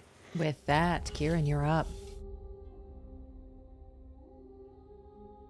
I think when the death beam gets shot down, he's looking over in everyone else's direction and will follow suit with the bowing. I think he'll go down on one knee though, and just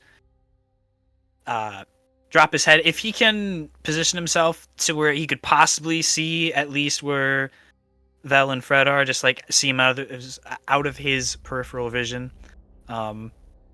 And preparing a Misty Step again if I can. You got it.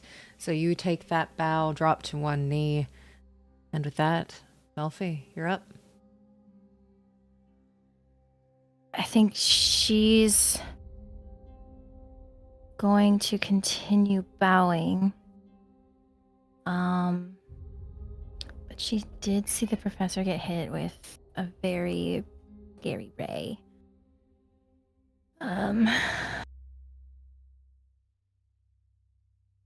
She's going to, like, still bowing. She's going to walk over to the professor, and at second level, she's going to cast Cure Wounds. I just need to find my dates.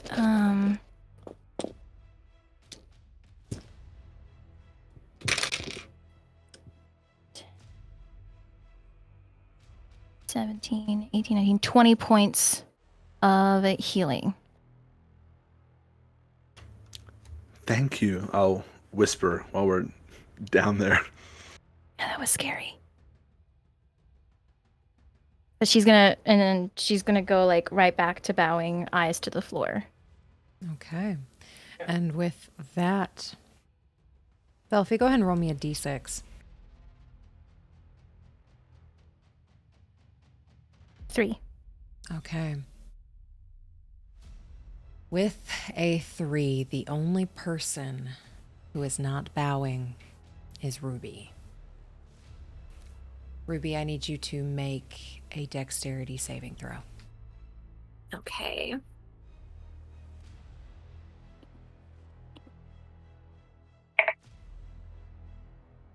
That is a 28. Okay, so you pass.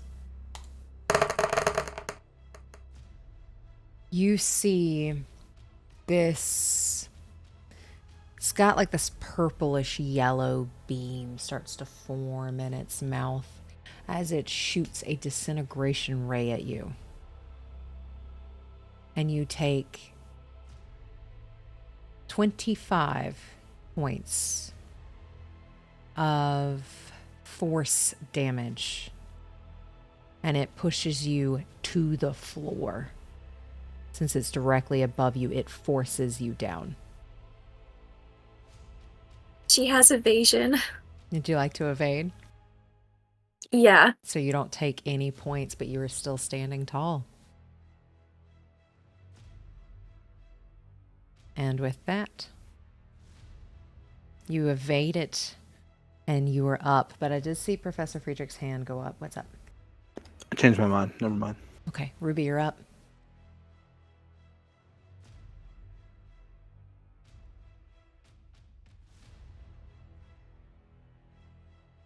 I don't understand. The others are standing. The statues are standing. So some of them have instruments and some have weapons. Yep, instruments, weapons, shields.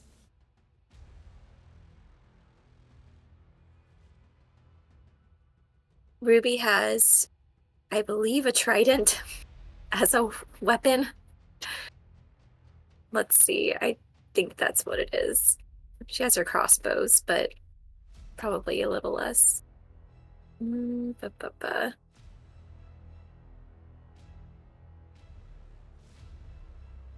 Nope. It must be another character that has a trident. It's not here. Okay.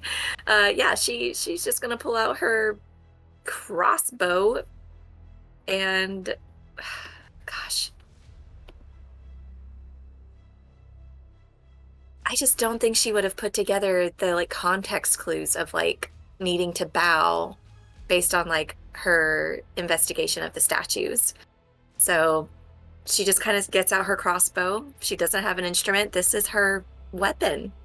This is how she wants to be like this statue, and she won't look at the dragon head. Ooh, that was close. Roll me a persuasion check. Okay.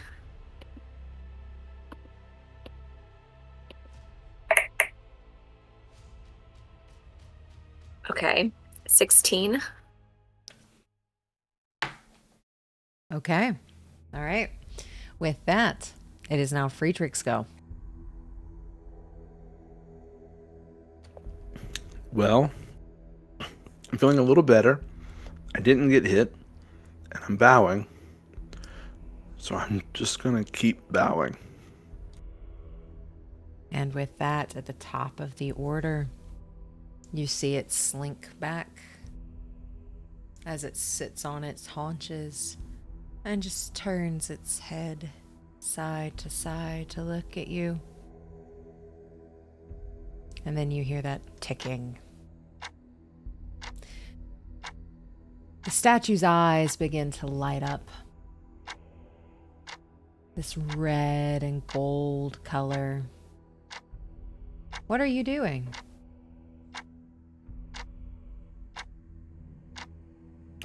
Just the dragon statue? No, the statue's near you. Oh, okay.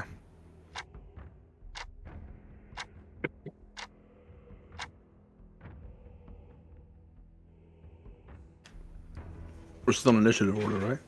You are still in initiative order, so yes, we're going to start with Quirin. What you doing? Okay. If nothing happens, well, no, because then things would happen after. I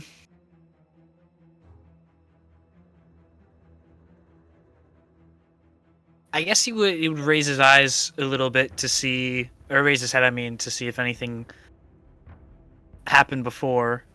So it is just watching you as its head tilts. And if he looks up, is he also able to see all the statues' eyes glowing? Yes, their eyes are glowing red. Okay. Well, so that's something new. Let's see. It was revere. What was number 2? Praise. Praise.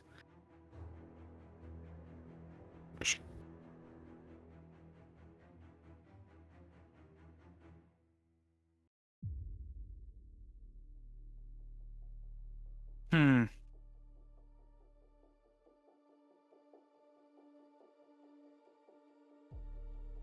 All right, and then I guess he'll put his head down just in case.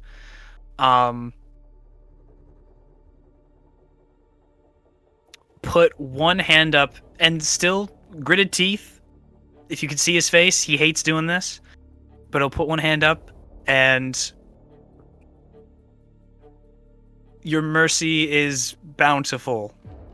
He'll just say, Alrighty. preparing Misty Step again. Preparing Misty Step again. You got it. Alrighty. With that, as you have a hand raised and you are praising it that way, Velphie, what you doing? Ooh. Praise.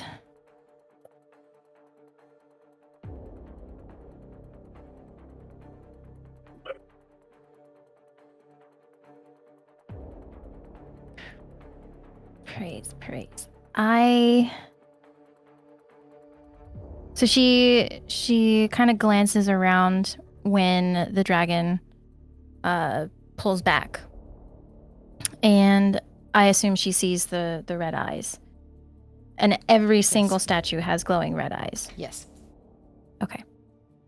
The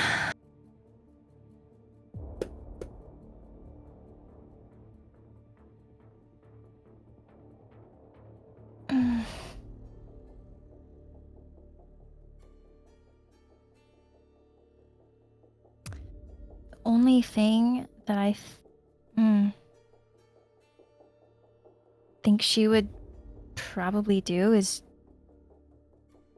like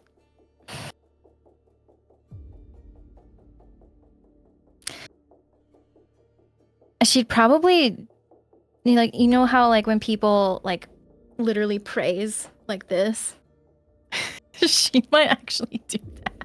Okay. All right. So you're doing that, raising like hands up and down. Is there anything else you're doing on your turn?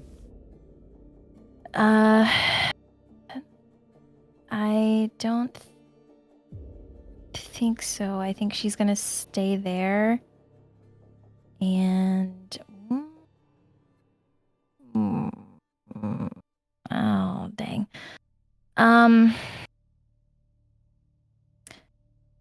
No, I think that's gonna be it. Okay. Oh, actually, wait. Is it too late?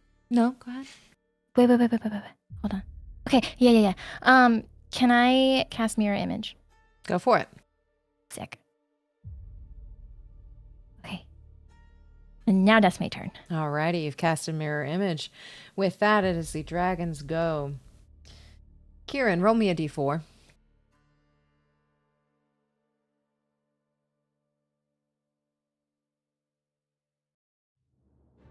4. Oh no. Alrighty. Oh man. Ruby, roll me a d6. Okie D6. Why do the like small dice non D20s make me so nervous? Yeah. It's like, why am I rolling a D6? It's a 1. All right, with a 1, you see this dragon forming this scary red beam. You have Misty Step prepared. Did you want to Misty Step out of the way? Yeah, it was just to be used if he thought, any of those death beams or anything that were shot before would, happen again. And where do you Misty Step to? I'll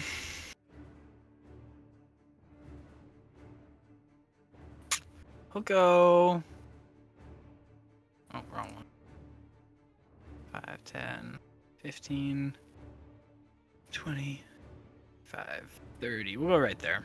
Will you roll me an investigation check, please?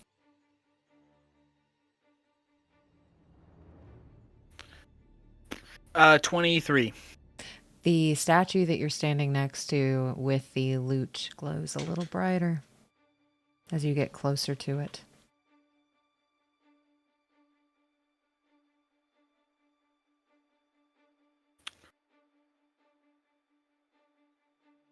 And what's that statue? It's obviously holding the what looks to be the lute or something. Mm-hmm. I don't know. Is it just straight up holding it? What's it doing? Like, what's the statue posed as? Statue is posed as it is holding it and is playing it. Okay. Is there a face to the statue? I mean, I know I can see the eyes, but like facial features, what's the face look like? Soft. Soft. And if he can turn around, the other ones holding instruments also playing? Yes.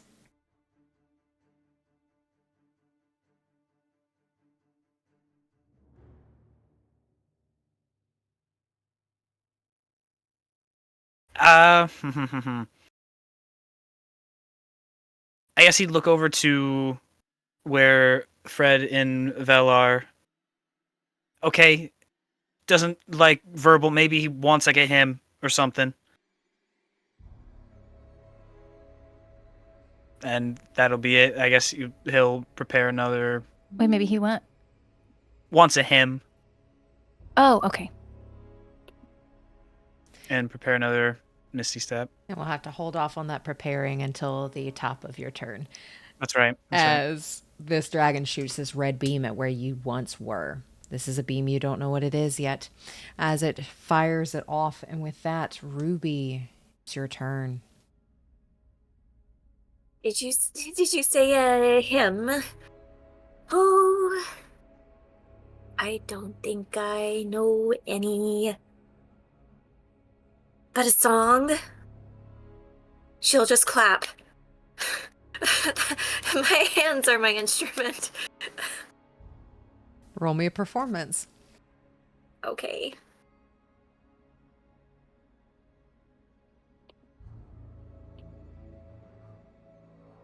Twelve. Okay, you're clapping! We're clapping! Everything's great! We're clapping! A jolly clap. Like, this could be the basis of a nice sea shanty. And is there anything else you're doing? Any movement you're making, or are you just clapping? Yeah, she's gonna try to get in between a couple of statues. I don't want to be out here in the open anymore. Roll me an investigation check. Investigation? Mm-hmm. Okay. Ba-ba-ba.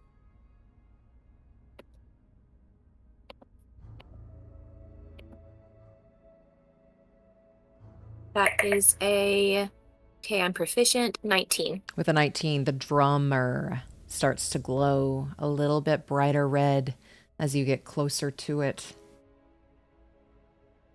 Maybe I'll take up the drums. And with that, Friedrich, you're up. Okay.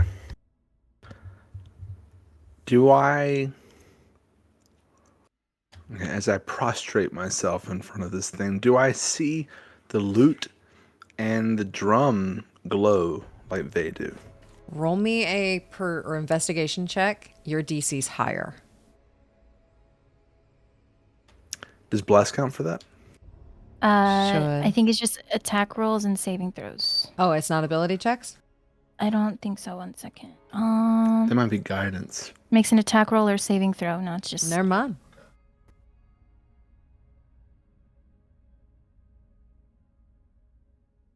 How's a 9 sound? You don't notice it. Okay, well, I don't notice that. Quirin yelled out he doesn't like verbal. I'm going to take a knee and reach into my pack and pull out one of my 2 Dragon's Fire Brew tea bags and put it on the floor in front of me and sort of push it forward in the semblance of like an offering. Okay. You're able to do that. Is there anything else you'd like to do? No, but that comes from the ritual that Friedrich has done a few times where you have to have things ready and prepared and set up in a certain way, and pretty sure that was a god, so maybe that's considered praising. We'll see. Okay. Bruh, what are they doing? Yeah, what? Put them back. Put them back. Do over. Rewind. Oh no. Why they posted up like that? Wait, That orange one's really close. do we have more tea bags? As you start to see these statues start to shift their shoulders like they are getting ready, it is Green's turn. Green is going to make a slam attack against Ruby for a 28 to hit. I think that hurts. Alrighty. As that lands,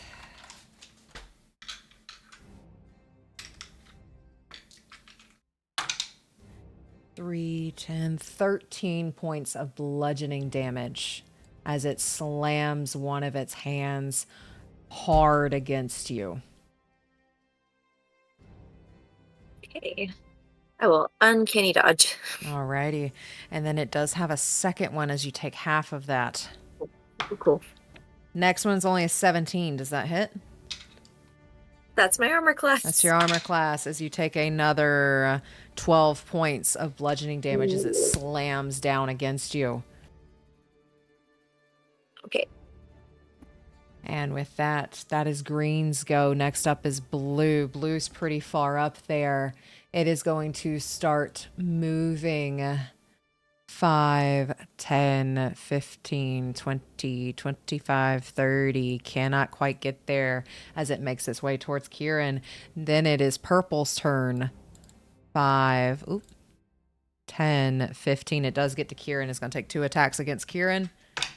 Does a 22 and a 26 hit. I guess so.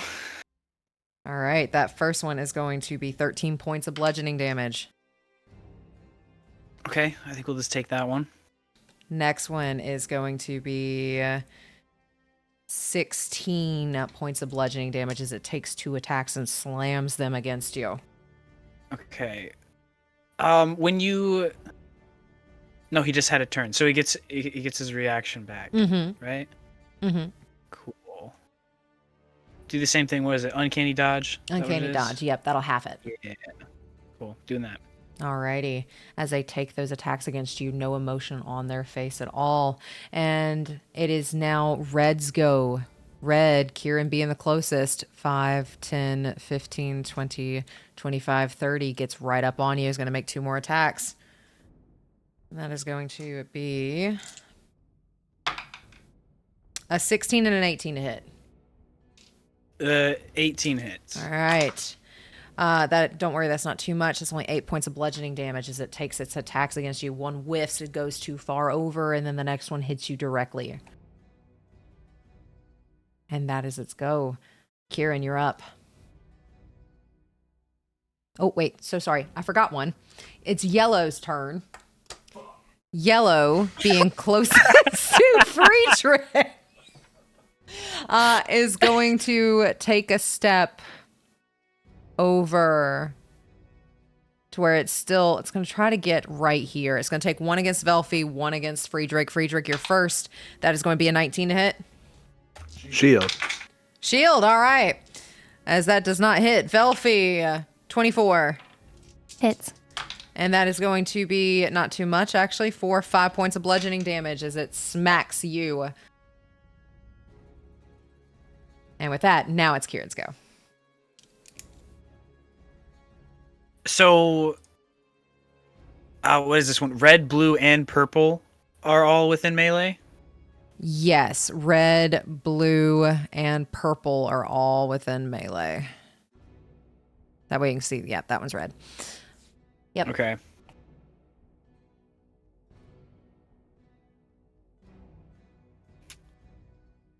Let's see.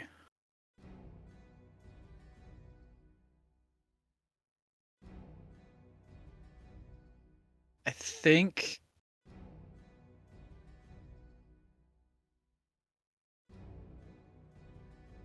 Okay. He will use a phase step, Misty Step, to.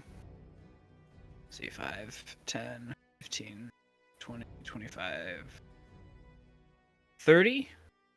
I don't know Okay. if this affects them, but when he uses that, where is it? They need to make a wisdom save. Okay. And as you go away, that glowing of the one with the loot fades. And for the wisdom save, the first one we're going to do red, that was a, you said wisdom save? That's a Yeah. 15. Next one is blue with an 11. And then purple for a 7. Okay. I'm sorry. I'm trying to find this, and I don't know why I'm not finding it. Ooh, what are we looking for? The Eladrin have a special thing when they Misty Step, when they phase step. They need to make a DC 16 or be frightened. Yes. So I don't know if that affects them. That's what it was. But They cannot be frightened as they just watch you leave, and then their eyes follow you. I figured they're statues, but we're gonna. So I guess only the one with the loot, his eyes are the only ones that dim. Yes. Or do all of them? Okay. Just that one. That one's the one that you noticed that lit up as you got closer to it, and now that you're further Okay. away from it, it just disappears. Gotcha.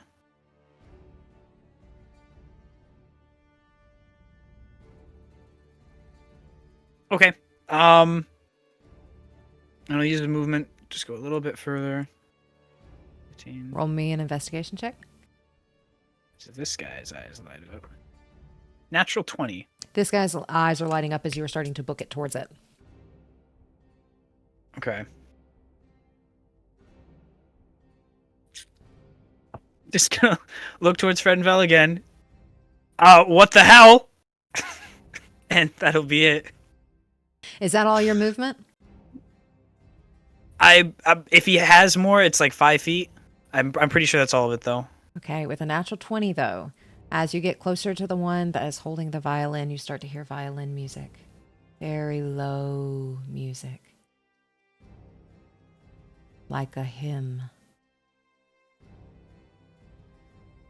Can you look towards everyone again and just like point out in the air like I'm not the only one that hears that, right? Roll me perception checks, everybody. Is he right? 13. Dirty 20. Oh, natural 20. Alrighty, you all do hear that low hum of the violin.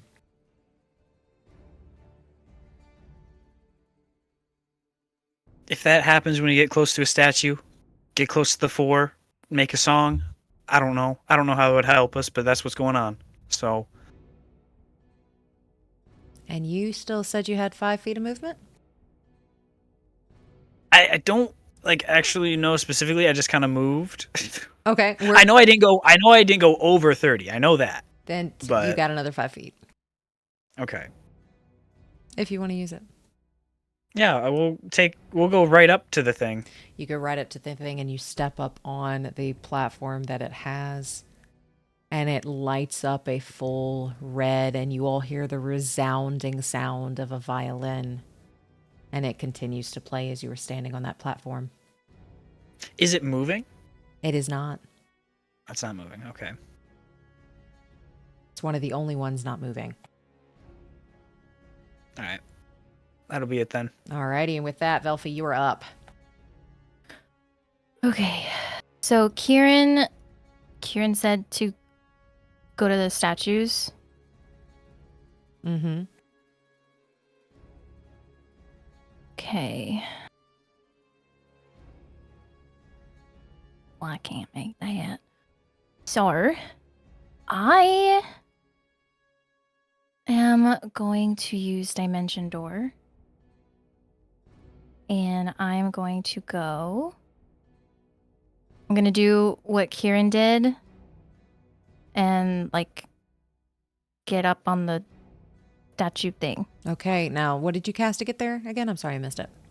Dimension Door. You dimension doored. Okay, so no opportunity attacks. You get over to the lute, and the lute lights up, and you hear that resounding sound of a lute as it adds to the hymn that is currently being played for the violin.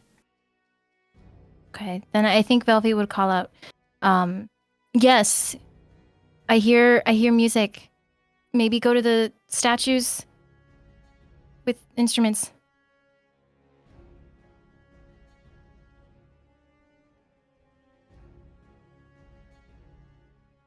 Okay, is that all you would like to do on your turn? Oh, yeah, sorry. Yeah, that's it. All right. With that, it is now Ruby's turn. She's just gonna get as close as she can to the drummer and use her strengths and hide. Okay. Alrighty. So you're getting close to the drummer. You have to take a step away out of the combat zone of this guy. Yes. All right. I will bonus action disengage. You if got that it. does anything. You're disengaging, and as soon as you step on that platform with that drummer, you hear the percussion for a hymn. Go ahead and roll me a stealth check as you hide. Okay. Okay. All right. So this is stealth plus 13, 28. You disappear. Okay. And is there anything else you'd like to do on your turn? Okay, so that's action and bonus action. And I just took the Skulker feat, so I just want to make sure there's nothing here worth hiding. Nice. I get advantage. So I'm just going to roll again just to make sure that I don't get a natural 20 on Go for stealth. It's a 7. Aw. So no. Okay. But you are pretty well hidden with a 28, and you feel pretty good. You feel like you have disappeared. Professor Friedrich, it is now your turn. What are you doing? Okay, where is the end of Yellow's hitbox? Yellow. I guess where I would take an opportunity attack. There's the end of it, and there's the end of it. So I could move here Yeah. without drawing one? Yes. Okay, I will use 15 feet to do that.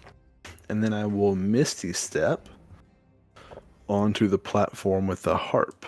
Okay. And as you step on the platform with the harp, you hear the harp sound resonate, and that music starts to play, and you all hear a hymn, and the statues currently stand in place, and their eyes dim. And you start to hear... What are you doing? So are we still in combat? Yes. They are inactive and incapacitated for now. But as you start to hear that ticking again, they all sound in unison. The statue of the dragon seems to be satiated for a moment as he sits back on his haunches and just watches. You all see the altar in the middle of the room begins to glow, and all of these candles begin to light up. There's a small section of candles missing that makes it appear as a walkway. Where or what are you doing as it is Quirin's turn?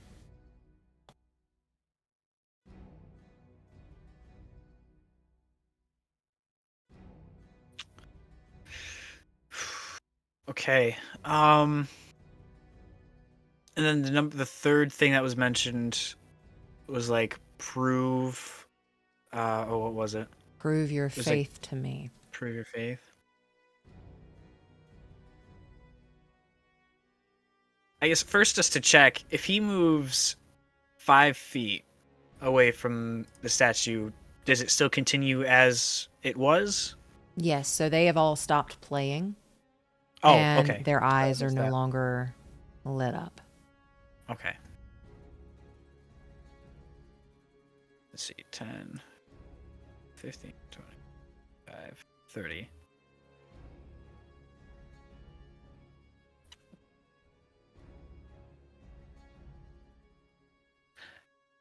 I think that'll be his turn as well. I think he's just looking at this, trying to take it in. I don't know if there's anything else he can try and investigate or perceive from this. But Alright. So you're at the edge. It does look like a walkway to go up onto the platform. And with that, Velphie, you're up. Okay. So the instruments have stopped playing, the statues have stopped moving, and I see this platform with a walkway. Yes.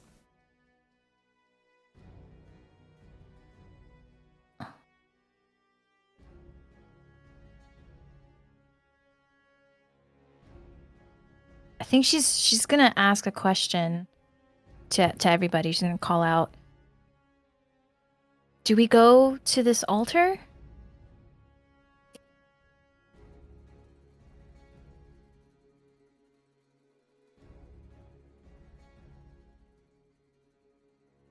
Is that the last part of the riddle?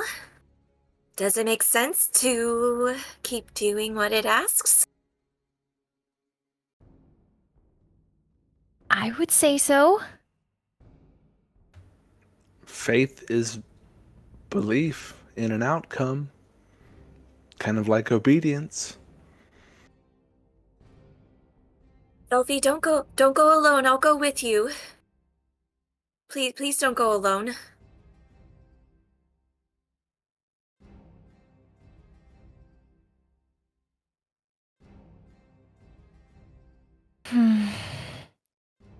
In that case, Velphie's gonna dimension door to Ruby.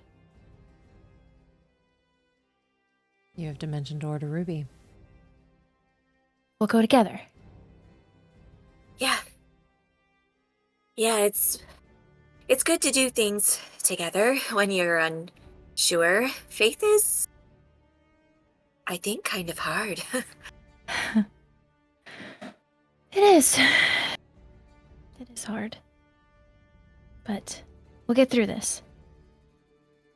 And since you both are right next to each other in initiative order, if you both want to move together, I am perfectly fine with that. Okay. Let's do this. All right. Let's walk down the aisle. Okay, where y'all going? This. I'll go about here. That's 30 for me. Yeah. Okay. And with that, Professor Friedrich, you're now up. Unless, Ruby, is there anything else you want to do? As you've used your movement, you still have an action. I think that's everything. Okay. Professor Friedrich, what are you doing? Okay, I just counted. I'm going to use my dash and run here to here to here. I can get right there with 60 feet. Okay. As you step And I just like take off running. As you step onto the platform, as you take off running, that ticking stops. All of these statues, their eyes start to light up again. And you see those lights, those candles, slowly starting to go out.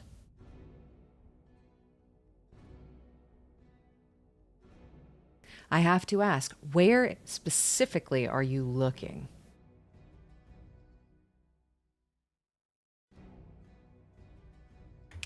Well, I looked at the dragon before, and that ended poorly. I don't know if it's because I looked at the dragon, but that's what happened. I think I would be looking down at the ground, probably right in the middle of that star. Just like trying to look at nothing, but picking something seemingly random to focus on. That's not the dragon. Okay. And with that, we're going to jump to Quirin. What are you doing?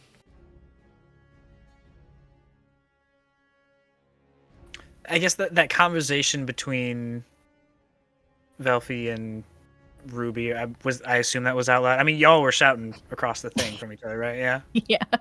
Yeah, that's right. Logical questions. Good. I think he'll just, especially with the candles going out, I think he'll just sit pat, just sit right there, and wait for everyone to group up and see if someone decides anything else. So do you want to hold your action for movement? That if they come over, you move with them? Sounds good. Alrighty. I have to ask, where are you looking? Probably just at the center of if that symbol is actually there, just like looking at the center of that. Okay, looking at the center of that. We're going to go to Velphie and Ruby. What are y'all doing? Well, we're trying to get to the altar, so I think I'm gonna try to dash. I don't know if I'm gonna make it though. Yeah, we can use our movement and action. Yeah. 5, 10, 15, 20, 25, 30. You could get up on the platform if you use your 40. action to dash.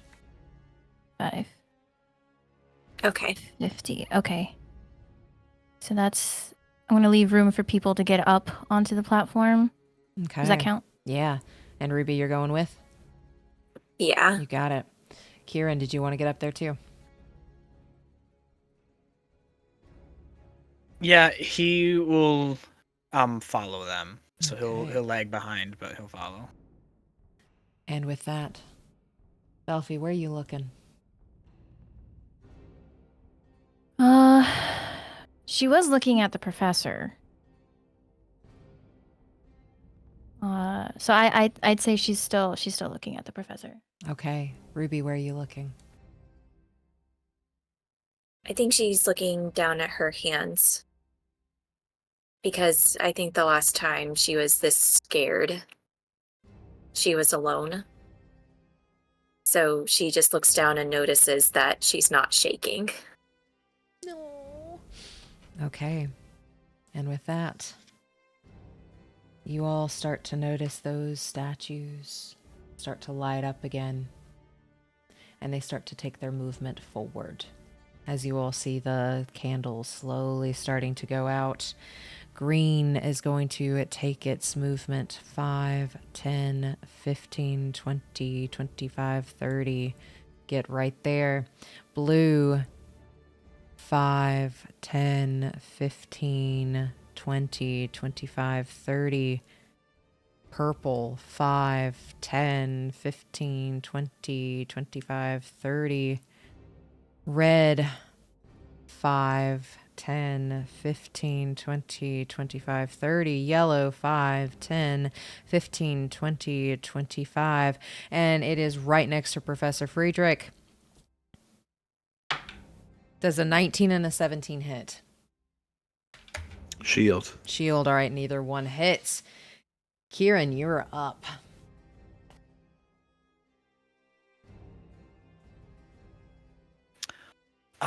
Still staring at the center.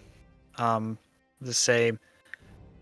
I don't know how or what we have to prove our faith. I'm not sure how to do this one.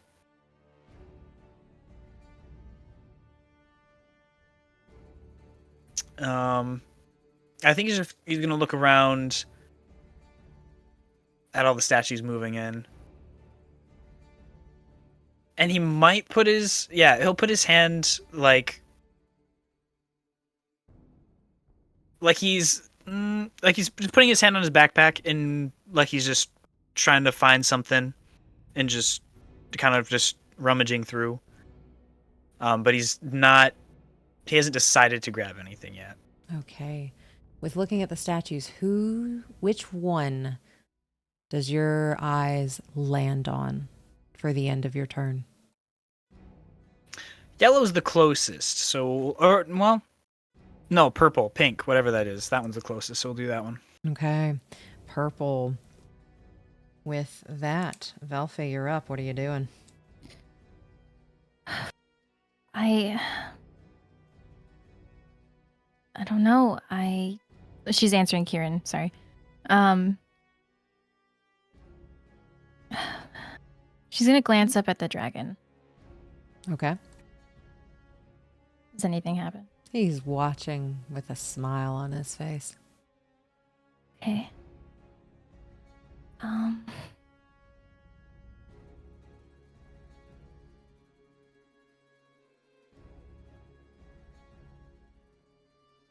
Velphie is going to walk to the middle, if that counts as middle. That counts.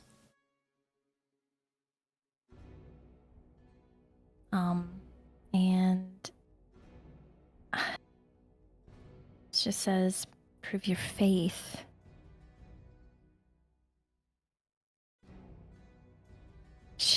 I think she's just gonna look at she's gonna bounce between Ruby, Quirin, and Friedrich as I'm at a loss. Okay. And you slowly see these candles starting to extinguish. And with that, Ruby, you're up.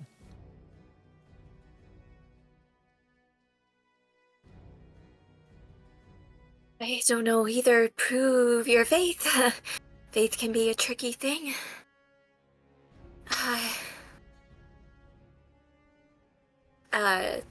And as her eyes are kind of like darting around the room, her skin begins to shift and change again. Like water kind of filling a vessel and taking new shape. And there's a person that you've never seen before that's on the platform now, that's in religious robes that are black with just small, tiny details, ornamentation. He's an older man, very wizened in his years, just human. And she'll just look up at the dragon. I shouldn't have done it. He had faith. He had faith. And that's what brings punishment, right? I didn't mean it.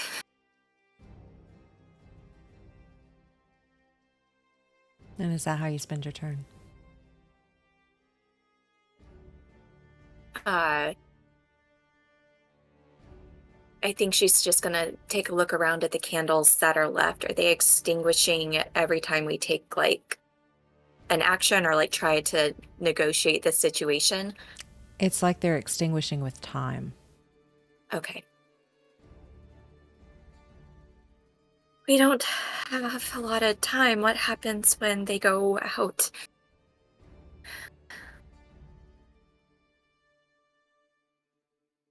Well, we either get through or we die.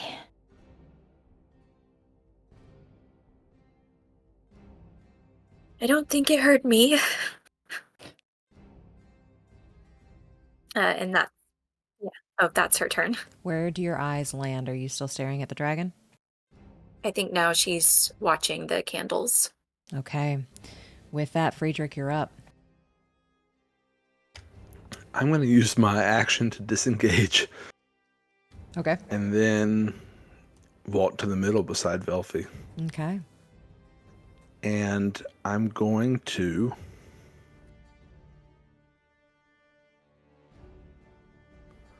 This could be really dumb. I'm going to put my spell book down at my feet. Okay. Like I'm disarming myself. Okay.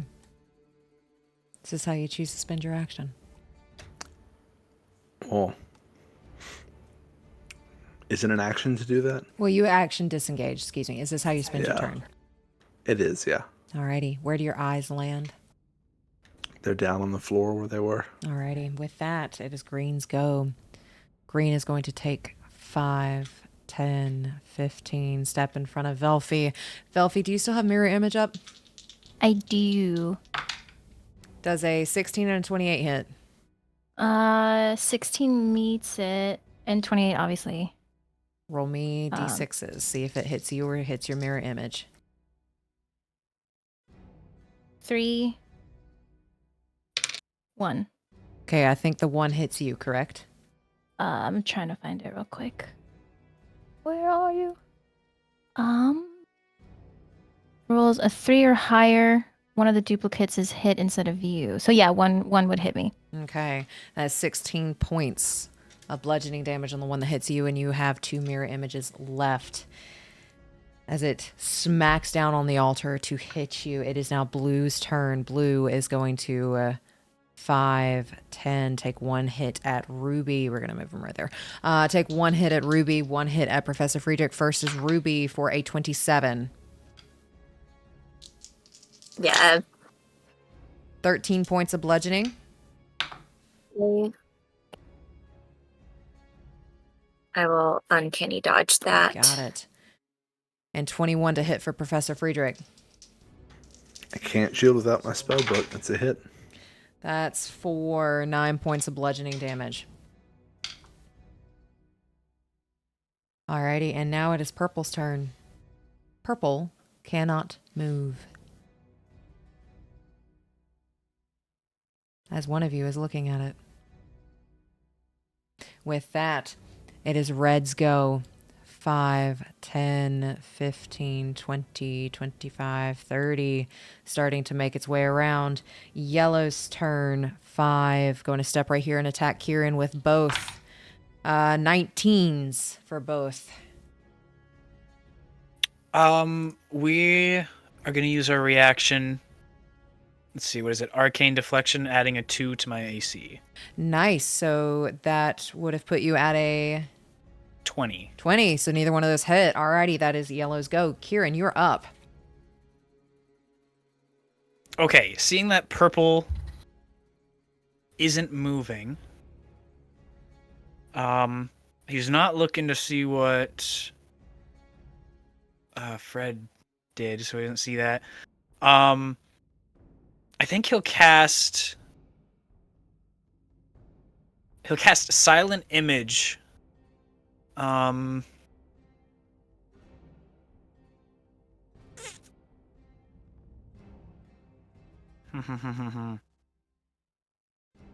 didn't take Twin. Did I?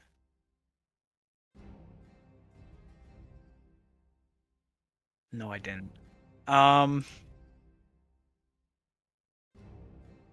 We'll do Silent Image. We'll put another Quirin right next to him, but facing the yellow guy.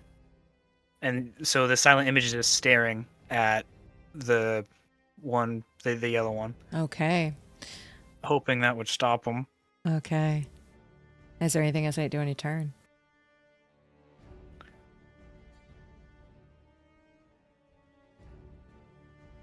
If you're staring at the statues, they don't move.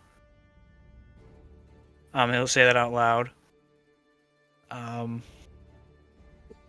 Do we have any other ideas? I mean, this can only stall for so long, and if the candles go out, I don't know. I mean, if we can get them to stop.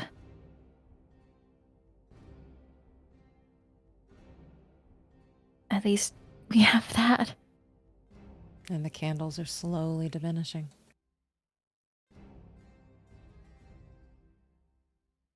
And then that'll be his turn. All right, Velphie, you're up. Well, she's gonna look at Green and just kind of like protectively like stand in front of the professor. Okay. Make herself like as big as she can to cover him up. Even though he's like 6'5". Just make yourself big to protect the professor. Is there anything else you wanted to do with your action as you were staring down Green?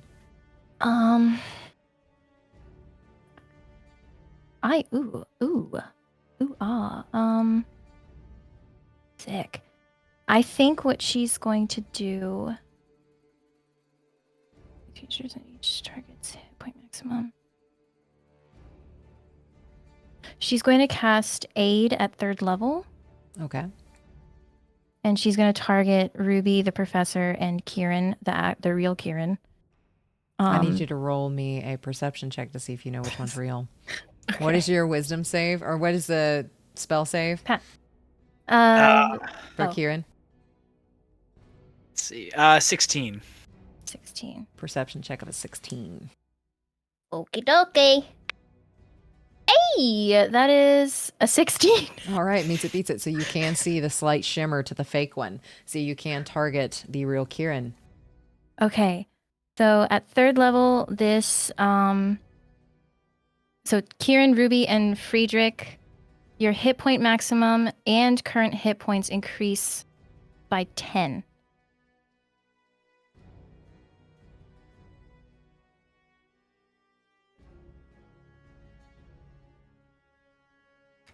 Very cool. Okay. Target hit points increase. Yes, okay. Is there anything else you like to do on your turn? That's it. All right, with that. She's going to continue staring at green. Staring at green. Ruby, you are up as you are dressed as a priest in black. Drawing inspiration from the garb. What is it in religion that proves faith?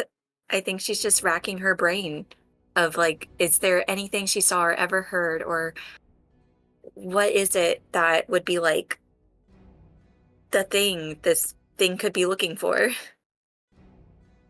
And where do you look? Yes,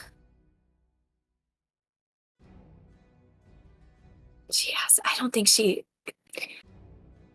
Can I see if she's noticed if, like, looking at a statue does anything to it? Quirin did tell the party.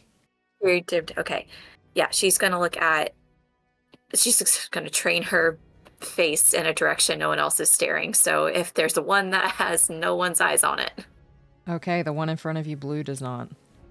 All right, staring at blue and just trying to rack my brain on what religious thing could be going on here. Okay. And with that, Friedrich, you're up. The faith quandary, did Ruby say that out loud? Just now or the turn before? Just now. She's probably muttering under her breath. Like she's looking down at her sleeves and like tussling some of these weird necklaces she's wearing. Like, what is it? Religion? I don't know.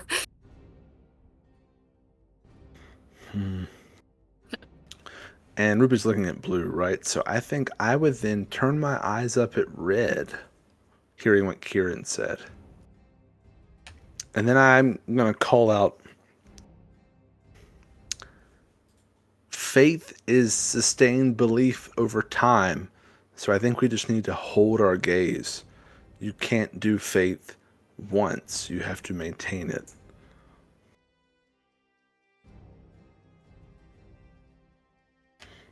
Trying to sound a lot smarter than I feel. Very wise. And is there anything else to do on your turn? Just look at red. Okay. As you stare at red, it is green's go. Green cannot move. As Velphie looks at it, blue's turn. Blue cannot move as Ruby is staring at it. Purple cannot move as Quirin has his eyes on that one, and red cannot move because Professor Friedrich is watching that one. But yellow is still available, and Quirin is in front of it. We're going to see it rolled a 6 on the die. It attacks your silent image with a 14 and a 26. On the silent image? Yes. I don't think it has an AC, so I think Okay. you just swings right through it. Alrighty, so it swings right through it. Let's see if it understands. It does with a 17 on the die. So it now knows not to attack that one. And with that, the candles have extinguished. There is barely any left now. As you all get the sense this is your last turn. What are you all doing for your last turn in combat?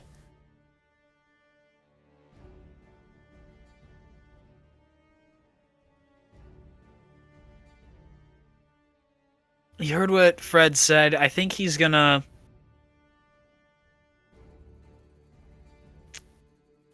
recast Silent Image, and put one exactly where he's standing, and have that one look at purple. And then he is going to move. He'll move right there. If I can move this one. I think it was right there. And then he is going to be looking at yellow. Okay. I will say you So do there's- get the sense that your silent image did not stop them. Right. Okay. I don't know. He's just kind of hoping that maybe if there's a new one that they just might get confused one more time, burn Okay. another. You got it. So Is there anything else I'd do on your last turn? no, I think that'll be it. With that, Velphie, you're up. Well, she's going to listen to the professor, and she's going to continue looking at green. And for her action, she's going to cast Sending. And she's going to send it to Antir. And it's just, I love you. Roll me a D100.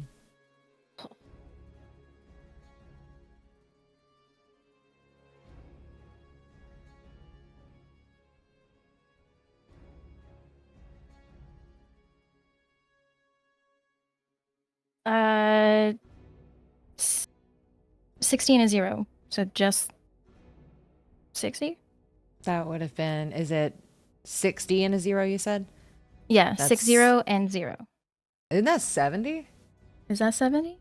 I think there's Nope. 2 ways to count it, but you just have to make sure each number has one opportunity. So it's up to you. You can't roll a 0. You cannot So, roll a 0. So If you count all zeros as a 100, then That would be 10? So double zeros and a 0 is 100. But No, you no, can roll, so a 90 and a 0 is not 100, that's a 90. it's 60. 90, so it's 60. Okay, so You have to 60. kind of set your Oh, parameter there. big brain stuff. Big brain! You send it, and you feel it fizzle.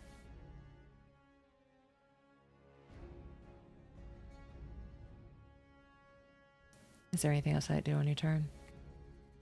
She's gonna stare at green. Staring at green. Ruby, what are you doing? The disguise drops. It's just Ruby again, and she's just trying to take those big, deep breaths and staring ahead. And with that, Professor Friedrich, what are you doing? I think the same. Holding the gaze of red, I think it was, I was looking at. And keeping the faith. And as you all stare at these creatures, at these statues that have made their way to you, the dragon statue chortles. And the last of your light fades. You hear rumbling of stone. And then slowly, candles light back up, one by one.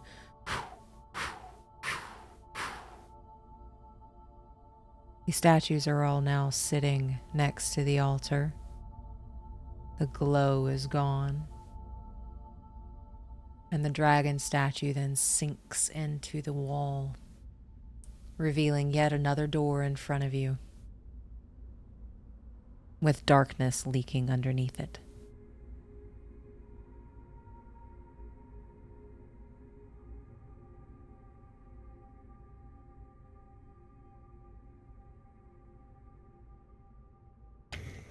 I think that's our cue to leave. And not a moment too soon.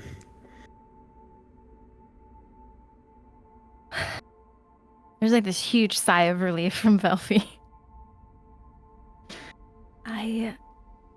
I would say so.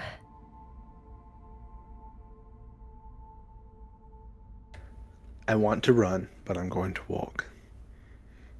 And I'm not going to step over the candles. I'm going to walk down around them. Do you pick up Are- your spell book? I'm going to pick my spell book up, yes.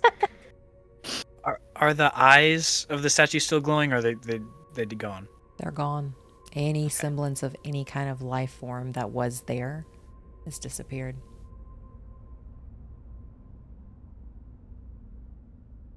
Yeah, I'll follow you, Professor. I don't want to spend any more time here than I need to. Yeah, Velphie will follow. Let's go. Do you all open the door? You said darkness is leaking out from under it, so, like, what does that look like? It's almost like smoke. Black smoke is coming from underneath the door and spilling into your room.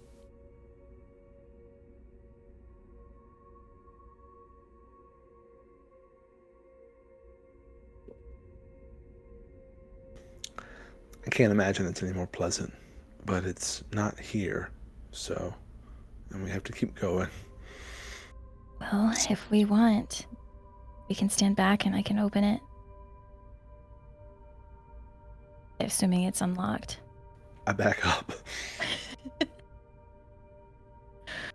Velphie's gonna like keep pace with the professor. And well, she's gonna however far, as long as it's within 30 feet.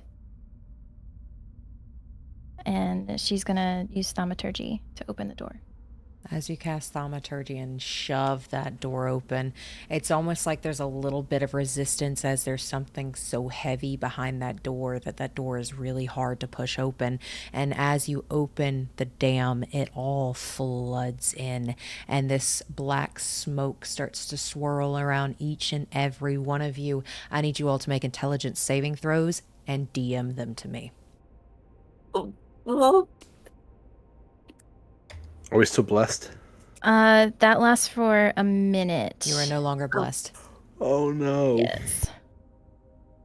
You said intelligence? Intelligence save? Okay. Can it be charisma? Use my inspiration that I just got. Can I bardic inspiration? Nope. No. Okay. I'm gonna use my last luck point. I think I'm gonna use my inspiration too. Oh, and it's worse. Cool. Okay. I need you all to go to your own secrets, whispers, channels. Okay. As you're all getting split. I'll see you in a moment. Well, actually, before that, roll me a initiative to see who goes first. Do I still get advantage on this? Yes. Do we say this out loud? 18. 17. 21. 23. Oh, great. Now, if you all will go to your personal whispers channel, and I will be bouncing around between these for the next few minutes. Ooh. Okay, bye. Hey. Bye. Good luck. So with your 23 initiative, you get to go first. Yippee. As this darkness swirls around you, it takes your senses, every single one of them. You cannot hear, you cannot see, nothing. And as your senses slowly start to come back to you, with a 25 for your intelligence saving throw, you start to feel the lightness of spring. The sweet smell of the Feywild. You start to see your home, your house. What does that look like?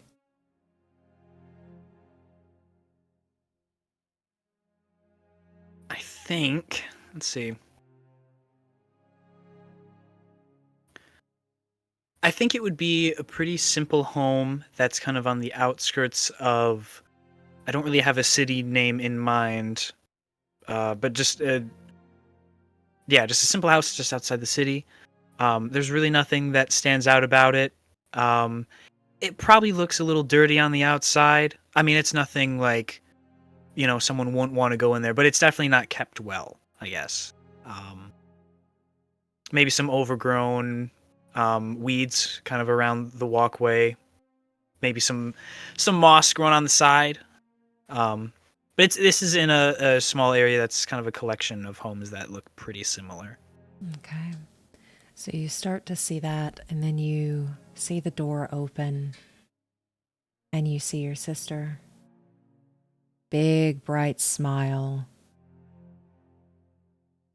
Looks like she's looking for something. Roll me a perception check.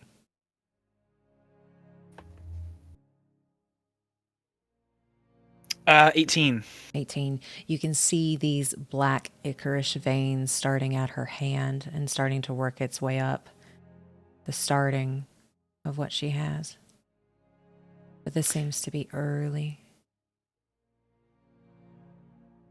Is this like, for specifics, is this like in a vision that he's seeing this, or like he's there, like he's living this sort of thing? You feel like you're living it. Yeah.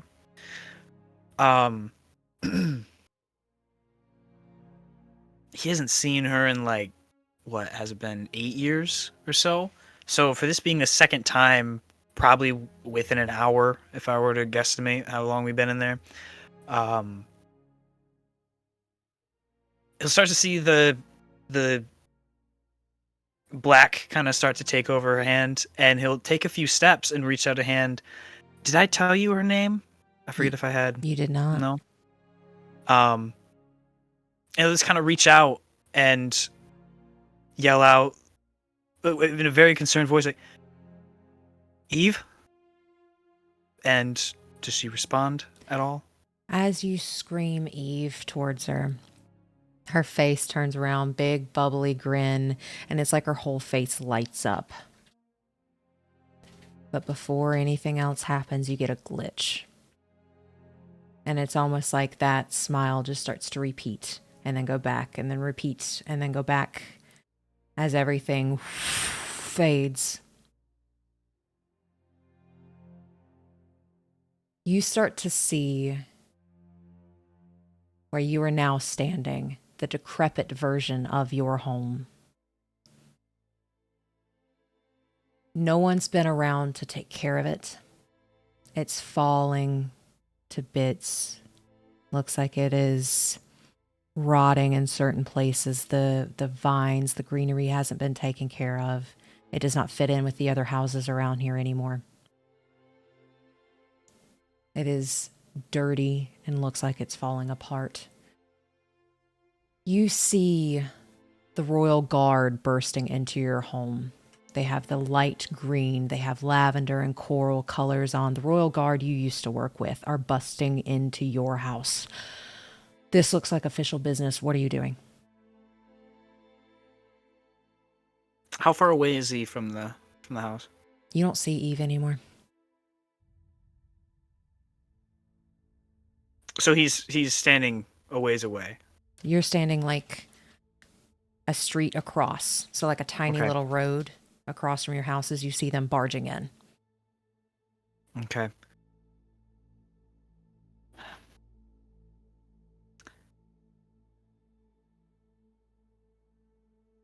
I think he's going to continue to take a few steps closer. I assume maybe. I mean, does he recognize any of the Royal Guard? You do. You've worked with them. Okay. Yeah, then he'll walk forward, and if he can get so far as to stand in the door, if it's not blocked, if people aren't there, he's gonna do that and just try and figure out what's going on. The door is open. Roll me a perception check, please.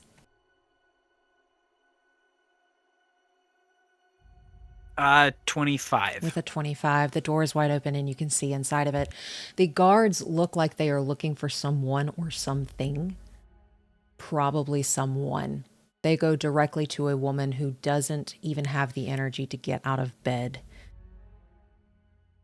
As you see your sister with these black ichorish veins, they've crawled up her neck, moved from her fingers all the way up her chest to the ends of her jaw, and they're starting to caress her cheeks. It sounds like she can't quite catch her breath as she can barely breathe. And one of the guards grabs her by the front of her garb, lifts her up, and gets right in her face. Where is he?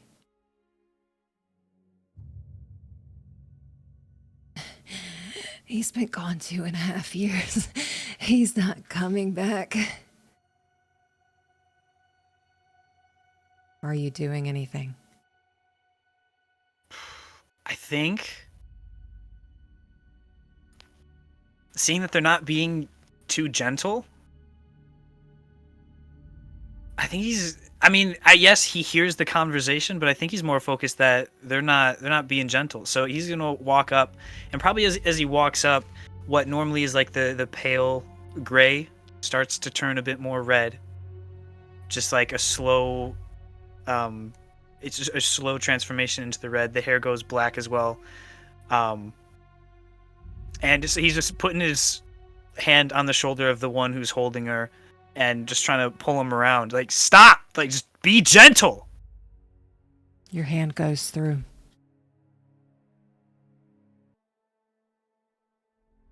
As he is still holding her and pulls her closer, I will not ask again. And just in her hassled breath, you won't have him, and you never will. Girl, it does not matter who or what I sacrifice. As long as I make one, the Archfey is gone, and she will ascend in her place, and there's nothing you can do about it. You'll make just as good of a replacement, and he tosses her back in the bed, even if your soul is corrupted. He looks towards the other guards. Put her with the others. And you look at the other guard, or do you look at the other guard? Yeah, I mean, if she's on the ground now or on the bed, wherever she was, he's gonna definitely take a second and kneel down to her. And I mean, he knows that, I guess now that he can't touch her, he's just gonna pass right through, but he's still gonna put his hand up to her cheek. And then when he hears that to take her away, he's gonna turn on to the other guard and just stand in front as if it's gonna do something, try to block him. And as you go for her, they say that there is a connection between siblings that others can't quite understand.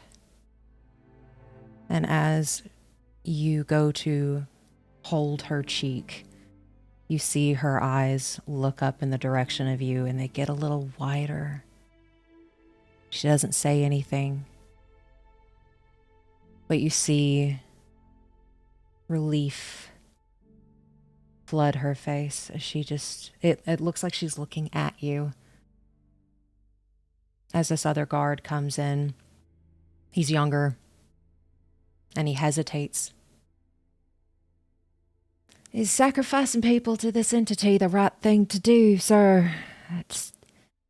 And the other guy looks over.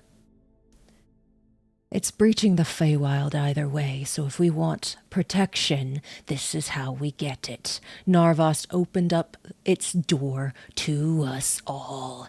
He may not be here, but he will pay for what he stole.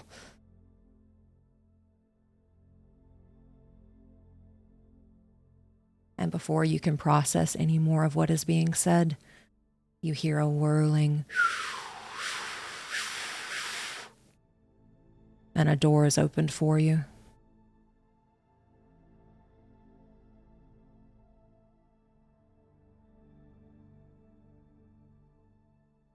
I think he's probably still like a beet red and just stands there trying to process everything.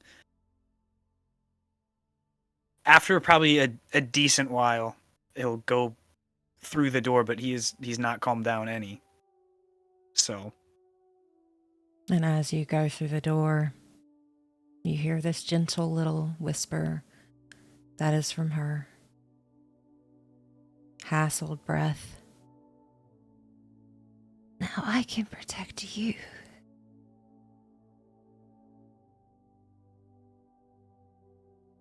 And as you go through that door, if you will please go back to the general chat. Okay. As that shadow comes in and circles you, all of your vision, your senses, they're gone. The whispers are gone. Everything's gone. Nothing but numb. And as your senses slowly start to come back, you hear laughing and music. The gentle clinking of dinnerware.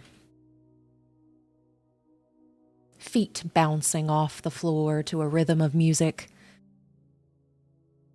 A grand hall fills your vision. One that looks like it was carved from nature itself. The room is made from old trees and dark green ornaments with a dance floor surrounded by these dining tables where you see individuals of all kinds sitting there and eating together and joining in merriment. A royal table sits towards the front with a throne directly behind it. What are you doing? I think she takes a second to just orient herself and then turns inward to search for the whispers to see if they're gone or maybe just laying in wait. They're gone. It's a sigh of relief that escapes her mouth. And the inhale, she's checking to see if any of this is real. Checking for sense of food or sense of people or the wood grain. The wood grain seems like that of old trees. The people seem to be enjoying each other's company. The food, you can smell it. It's warm in here. It's nice in here. You see an older man walking towards you. He's older, dark hair, and white streaks similar to yours. Crown on his head.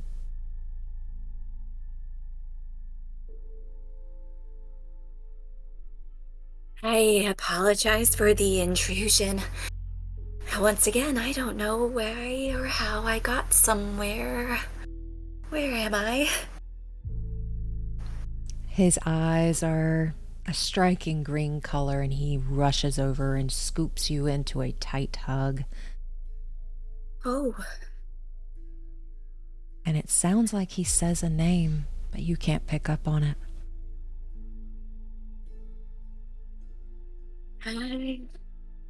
Oh, it's a hug.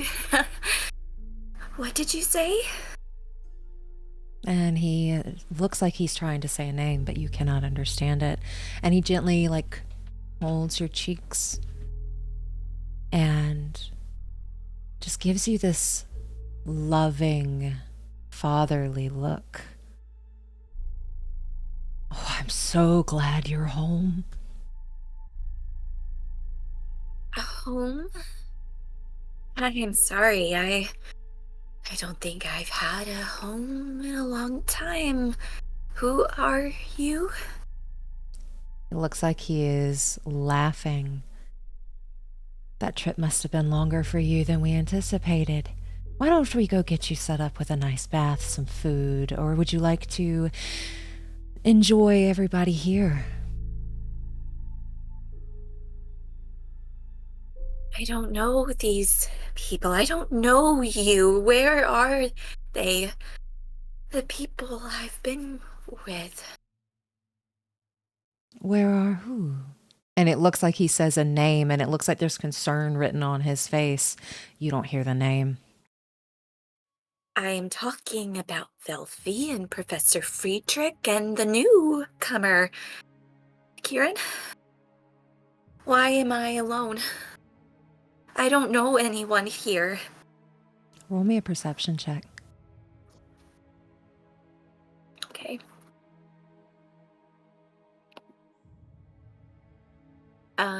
This is a 16. Okay, with a 16. With a 16, you look down and you're wearing royal attire. You have this tiny little tiara that goes on your head. The guy in front of you puts a hand on your forehead, says something that you can't hear. Are you all right? No, I don't think I am. I don't know. It all smells real, it looks real, you sound real, except for when the silence eats your words. You keep saying something and I can't hear it, and they're not here, but they are still in here. What is happening? You seem nice. I see friendliness, and there's signs that you're not hostile. Just tell me that I am safe. And very seriously, like all of the joke, any kind of like joking manner is out of his eyes, out of his manner, out of his voice as he says something you can't hear. And then gently like is just checking to see if you have a fever. You're safe. I love you. Why would I hurt my own daughter?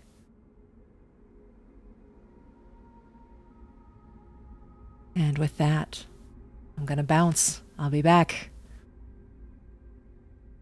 Oh my gosh! All right, Professor Friedrich. With your 18, you hear a as this shadow feels like it's suffocating you. All of your senses go numb. You can't hear anything. You can't smell anything. You can't taste anything. You can't even feel the wetness of your saliva on your tongue. None of it. It all goes numb. And slowly, your vision starts to come back. Your senses start to come back. You hear the movement of pencils against parchment. Giggles and chuckles. The taste of chalk as your hand moves along a chalkboard as you teach your students the bones in the foot.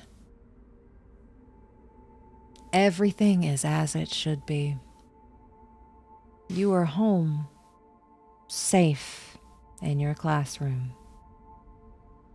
You see Zell furiously taking notes in the front row seat, his necklace dangling from his neck as he's ferociously writing things down. You see Sammy in the back doing the trying to make sure he's got everything and writing everything down to understand it. What does your classroom look like in its perfection at its peak? It's a bit of I like an auditorium style, like a smaller, as in probably one sits like maybe 40 to 50 desks, but they sort of rise a bit as they go towards the back. And everything just looks sort of pristine. You know, it's a little bit of a mess with quills and parchment everywhere, but everyone's there, everyone's attentive. What do you do?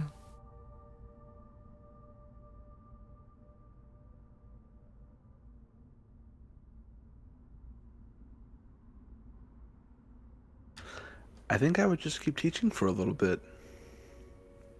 And your students are ferociously taking notes, listening to you, doing those jokes that you were so comfortable with, just talking to you, getting to be a professor again. There is no virus in here. There is no order in here. It is just you teaching anatomy to students who want to listen.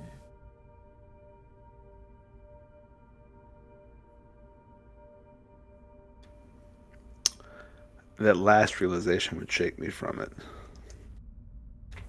And I'd stop. And just look around at all of them. Do they look like... Do any of them look odd? Roll me perception. It's a natural one.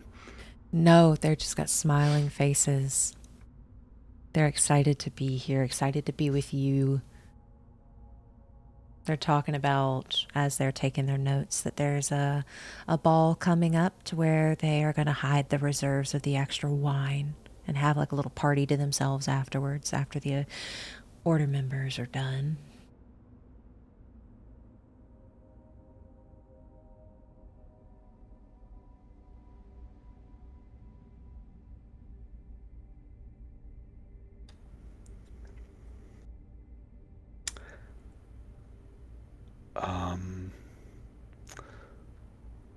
I think I would draw the lesson to a close then. And then say there's, you know, it's the weekend coming up. Does anyone have any big plans? One of them will raise their hand. Well, we have the test coming up on Monday with the bones of the foot, so we really don't want to miss out on that. So probably some studying. And then, of course, you know, don't tell the other teachers, but there's that party going on, and we're going to get the extra stuff if we're the servers for it. So just don't rat us out, but we trust you, Professor Friedrich. We know you won't do that to us. No, I wouldn't rat you out, but... And you know I'm not typically one to do this.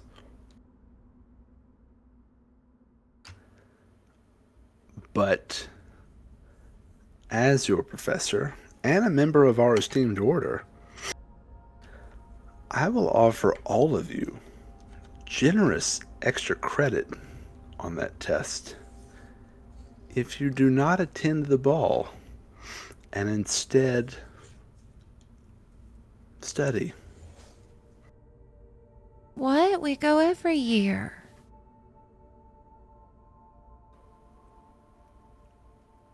Yes, which means there'll always be next year. But this is going to be a very difficult, particularly difficult exam. You saw yourself how many bones there are in the foot. And then there's the other foot. But aren't they identical? You would think. But that may be why extra credit would come in handy. Well, how are you going to prove that we weren't there?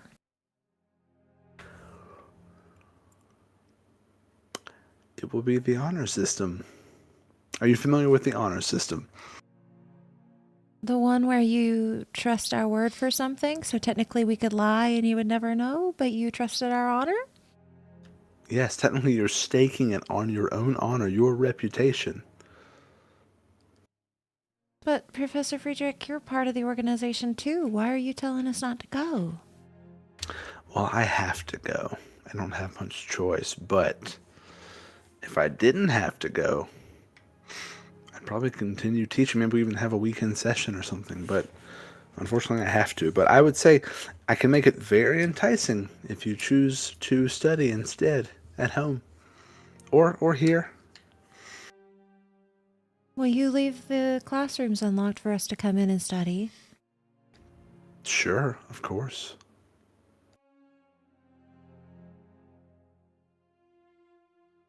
Well, if we don't have to go, why should you have to go? Well, I made a commitment. They're sort of my employer, and then once you all graduate and find your own employers or start your own businesses, you will have the same type of commitments. But now, while you're young, enjoy the time without them. Huh. Okay. And I'll be back. My heart is beating so fast.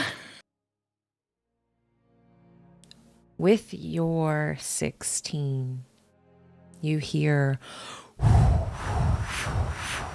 as these shadows overtake you and your senses are gone. Can't hear anything, can't taste anything, can't see anything, can't feel anything. Everything is numb.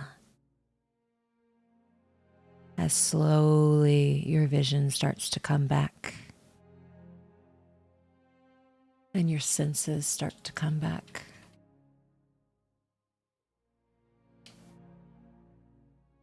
You hear soft humming and the strumming of a lute. You smell something cooking close by and you know you're home. Your mother is in front of you, playing on her concertina. What does she look like? She's pretty similar to Velphie. She's got black curly hair. Maybe she's got horns that kind of spiral upwards a little bit. She's pink. And I'd say she's actually got yellow eyes. Just a gentle face, soft features. And with her gentle face, her soft features, and yellow eyes, she's got her hair pulled back in like this little messy bun at the current moment. And she looks at you, looks at her concertina, looks around the room. What does your home look like? It's not extravagant, but it's not, dilapidated or anything. It's comfortable. It's got, decorations, a few items here and there, not crazy, just a couple tchotchkes or random things that they found. It's very, very homey.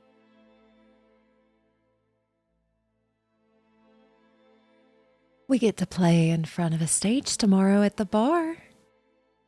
Are you excited, my love? I can't wait to see you play. Oh, we're playing together.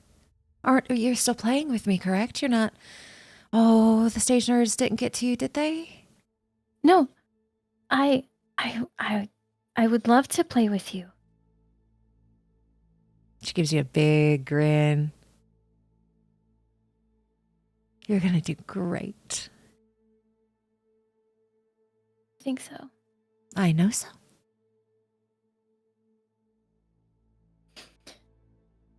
It's gonna be great. She leans over, puts her concertina down, leans over and just grabs your cheeks and caresses your cheeks. And she gives you this bright smile that just makes her eyes twinkle. I am so proud of you.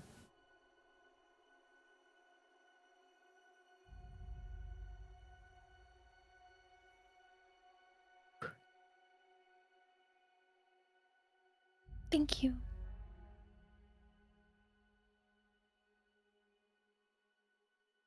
I miss you. Why you miss me? I'm right here. I know. Just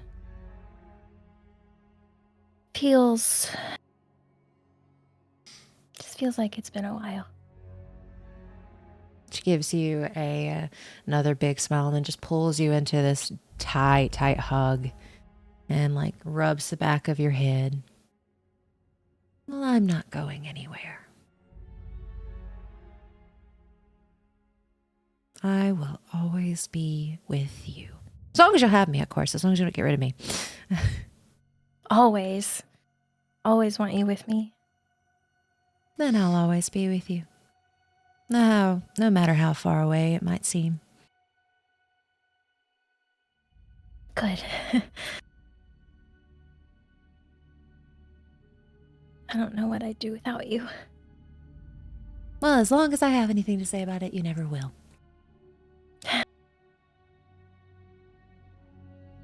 And she's like, I'm crying, but Velphie isn't.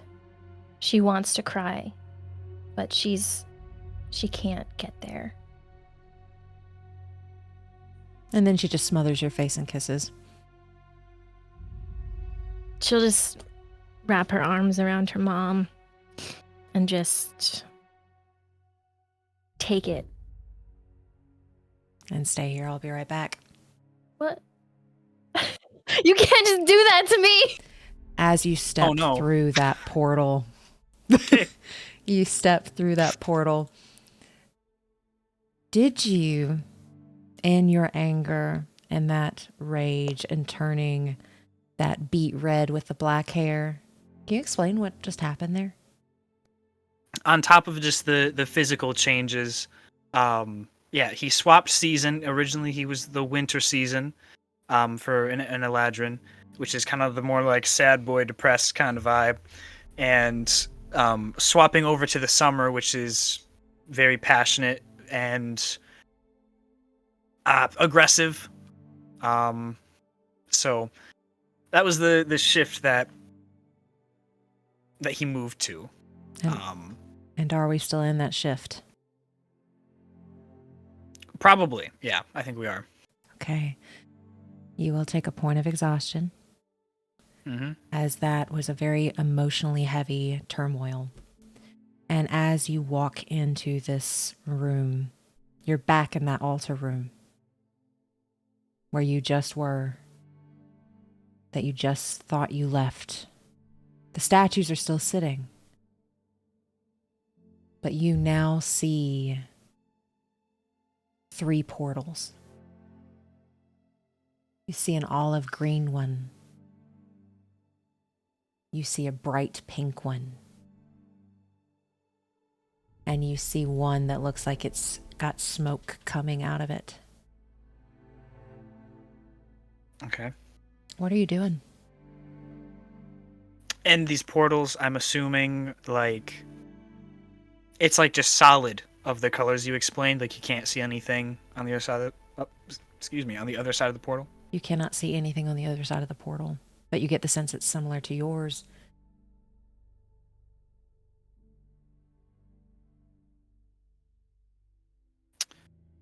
All right, sorry, you said there's a turquoise, there's a smoky one, there was a, what was it? Olive green, dark Olive smoky green. one, and a pink one.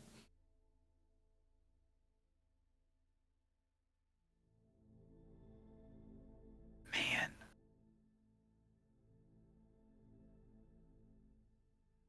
I think we'll go to the olive green. You're going to the olive green. Alrighty. And you're walking through it? Mm-hmm. Okay. We are. Go ahead and go to Friedrich's secret channel. Oh no, okay. As you walk through this olive green portal, you are met with a classroom.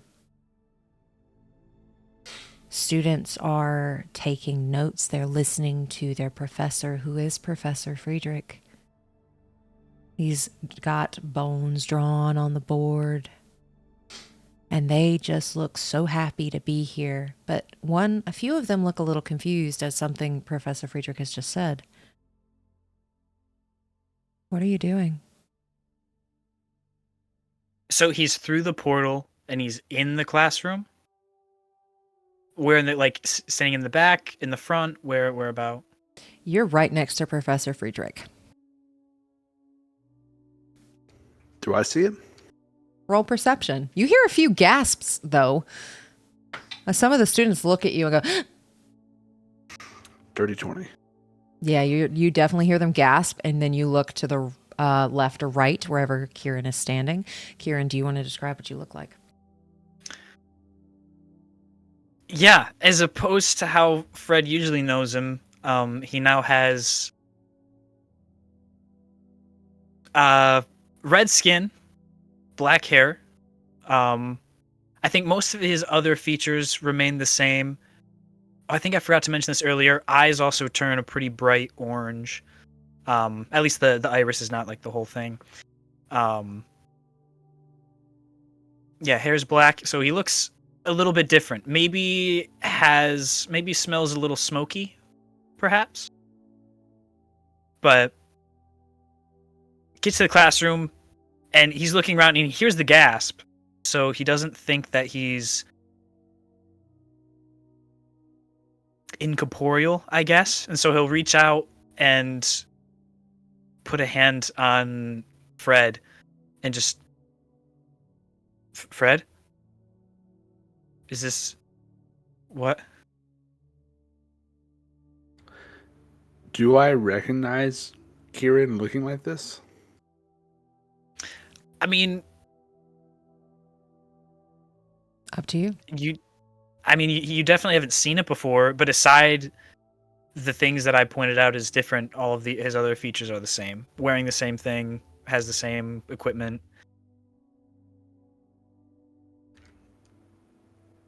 Quirin, you look different. Oh, yeah. And what are you doing here? This is my class. What are you doing when I think this is? As you say that, as you place a hand on Professor Friedrich, the classroom looks like it glitches. And you see the like the gasps start to repeat. You see some of the students writing one way and then it reversing. Writing one way and then it reversing. And it's almost like there's a glitch in the system as everything fades. And as both of your senses start to return, it's cold here. It's so cold, so much colder than a classroom. You don't hear the nice little bits of chalk on the board. You don't get that chalky taste in your mouth when you've been writing on the board. You don't hear the little giggles and things that your students normally do, as you have been taken to this dark corridor that you both see it. As it seems like, Quirin, you have interrupted a paradise for Professor Friedrich, and it has now taken him somewhere else. Somewhere that, once you realize the paradise is not real, shows you. You see, there are only a few dim lights here to guide you, and you're in front of stone altars. Someone lays on each one. What do you do? Someone we recognize? Roll me perception.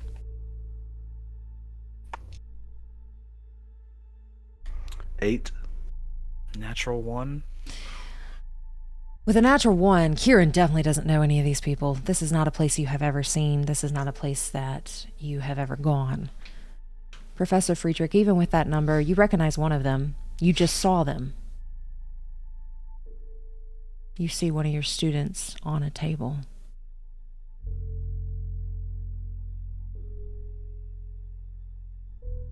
So we're just in like a dark nothingness with stone tables? Yes, dark nothingness, almost like a hallway, like a long hallway that's lined with stone tables. And you see a person on every single stone table. And the one that you were just looking at, that student that you see, who do you see?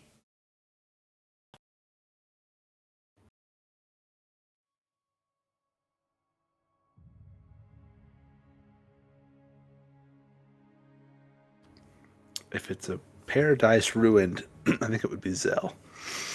Okay, you see Zell. You see that little necklace that he used to wear. One that you remember him giving back to his mother. Or at least her door. He's got it on his chest. You see a person wearing a dark cloak standing over his body, skeletal wings protruding from his back. You see him pull out a book as he is standing over the body of Zell.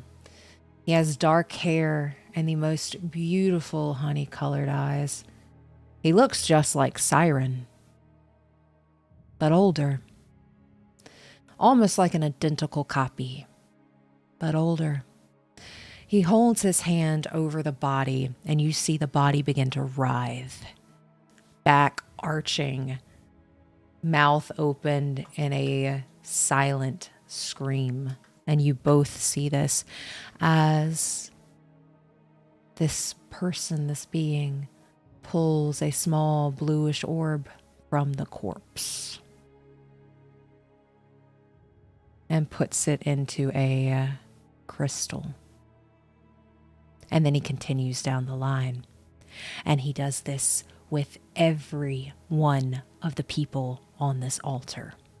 And every single one. Are you following by chance? Do I have all my stuff on me? You do.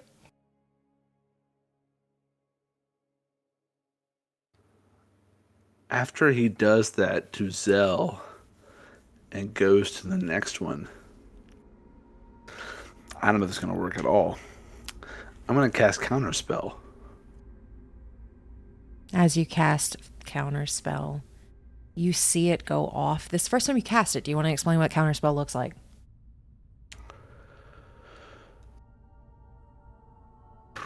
Yeah. I think, kind of following the theme of what Friedrich's magic looks like, I think it would look like a very quick sliver of like green smoke that shoots out from it and tries to collide with whatever visual effect of the spell it's trying to stop. As you send that Counterspell off, it goes directly through the person with skeletal wings. And then it's almost like a glitchy, like, body as it forms back together. You see his face turn slightly. And then it goes right back to what it was doing.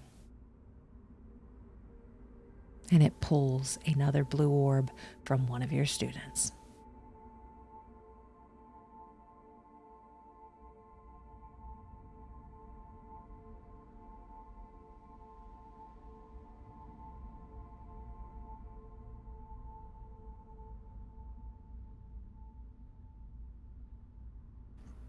Can I shoot a ray of frost at him?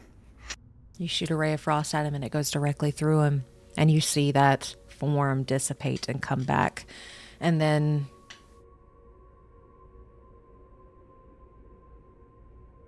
goes down the line and does it again to the next student, putting these blue orbs into crystals. I will have what I'm owed.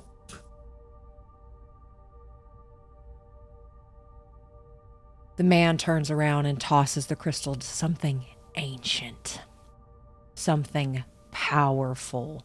But before you can process what you both have just seen, a portal pops up directly in front of you. What's the portal look like? The same one you went through earlier.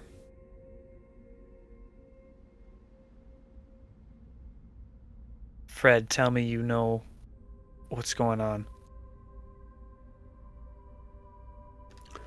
I don't. Those are my students, but I don't know who that person is or what that voice was. You? I have no idea.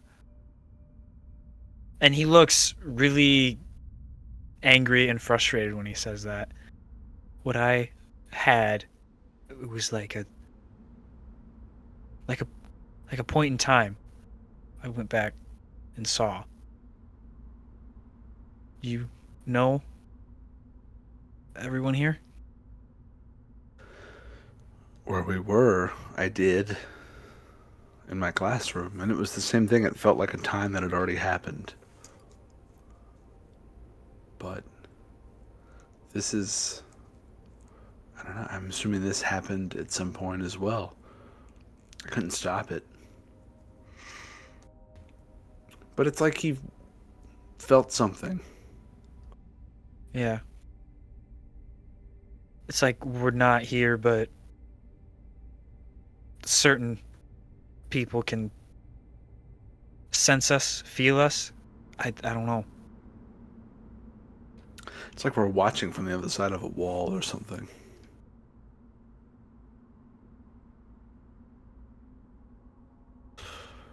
This portal, you came through one into my classroom. Where do you think it goes?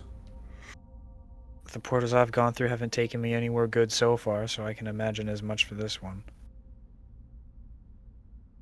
Can we see anything in the darkness around us? Anywhere else to go? Everything else has faded. This is all that's left. Well, I don't think we have much choice. Nope. I'm going to step forward into it. And Quirin will follow. Alrighty. And as you both go into this portal, Professor Friedrich, you see that room you just left, the altar room that you just left. Quirin, it has not changed, except one portal is now missing. You both see a portal of dark smoke and shadow, and a bright pink portal.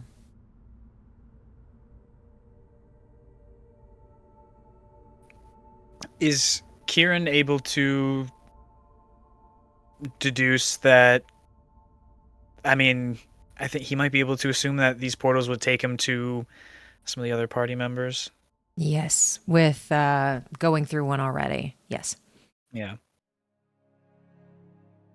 Well, Fred, yours, the portal to you was olive green, and I imagine with these two other portals, we're going to one of the other two. Yeah. Jim, you said we're back in the altar room, like the big round stone room we were in? Mm-hmm. All of the statues are still sitting. There is no dragon statue. Should we go into the same one, or should we go into separate ones? Shit. I don't know. Don't want to leave someone in the cold. That's what I was thinking, but I don't want to get separated either. I mean, we're already separated. That's a good point. Do you have a preference? If we're splitting up, I'll go into whatever one you don't. You've known these people longer than I have.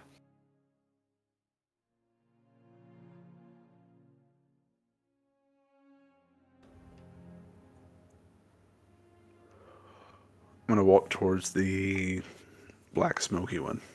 Okay. Then Quirin. Then I'll go to the pink one. Alrighty. You both are going to split as you both take a step into another portal. If you will, go to their secret channels for me. Do they know we're coming? They do not. Great. That'll be fun. Oh, no. As you step through the light pink portal, you are met with a scene of what appears to be a mother and a daughter. Velphie is being hugged by somebody that looks just like her, except for lighter yellow eyes and swirling horns. And she's just got Velphie by the face, just giving her kisses everywhere.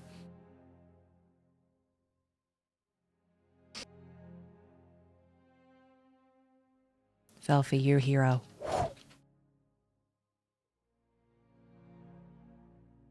She'll turn to look. And what does Velphie see?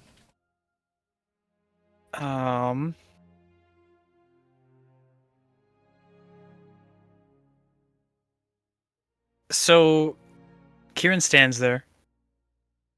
He looks quite a bit different. So instead of how you would normally know him, he has red skin, black hair, light orange eyes, and those are the main differences. Aside that, everything else about him is the same features, wearing the same stuff, same weapons, equipment, such. How far away is he? Where did he appear from? Pretty Velphie. close to Velphie.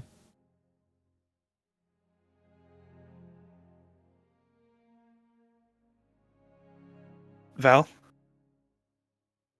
Hi. Hello? Your mom pulls back. Who are... As it starts to glitch, as you can see that she pulls back and then goes forward and says the same sentence, and it's almost like it rewinds and then repeats and it rewinds and it repeats and it rewinds and it repeats. Velphie, you just see your mother doing the who are over and over as she pulls back from you. What? Mom? Who are? I don't know. And his hands are out like just palms facing her, just like trying to take it easy. I don't know what this is, but this is just a vision or a dream, or I'm not sure. It's not real. I know that.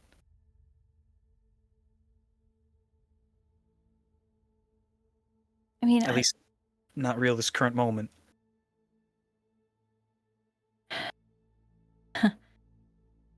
I wish it was. But I don't understand why is she doing that? Why do you look like that? What? And as you say that, it's almost like that darkness takes over again and all of your senses are gone. You are numb. You cannot feel anything. Quirin, you know what happens next. As the film starts to come, like film dissolves and starts to just disperse to where you can see again, hear again, feel again, as much as you can anyway. Your mother disappears and fades. And your senses start to slowly come back. You are in the bottom of a pit. An extremely deep pit. So deep that the top barely lets in any light. You hear screaming to your right. And a steel door. It's dark down here. It's cold down here. It's deep down here. And you both see this. Something inhumane lets out a screech behind that door. What are you doing?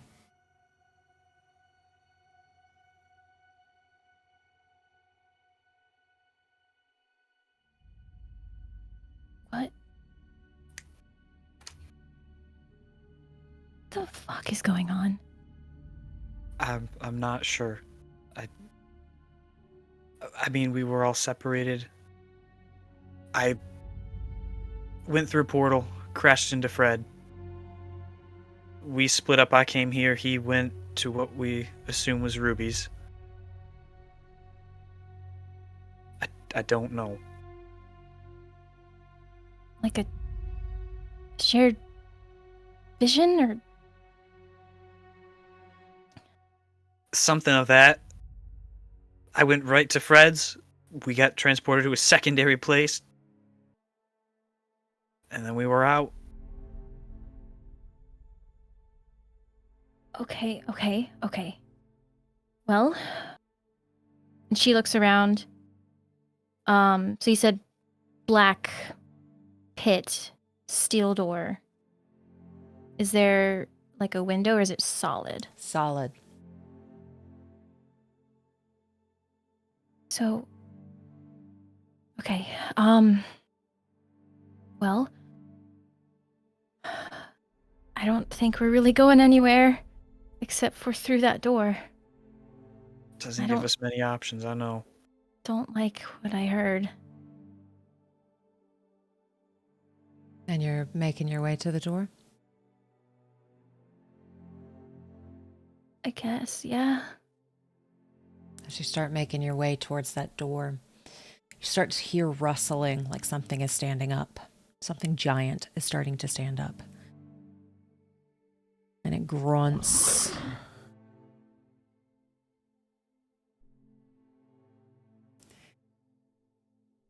You notice something extremely tall and extremely wide. It is unlike anything you've ever seen before. It is lumpy, and it doesn't seem to have much stability. It has many legs that sprout from underneath it, and many arms that come from its middle. You both see this. It doesn't look human. Its skin seems to sag in certain places, and its face, something's wrong with its face.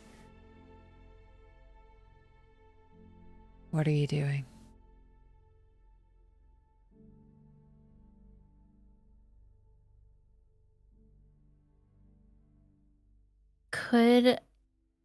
I don't remember if she knows this.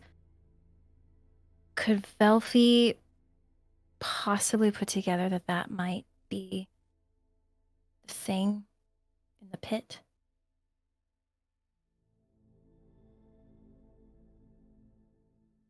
Do you mean one of the three or the animated thing? The animated thing. Roll me a history check.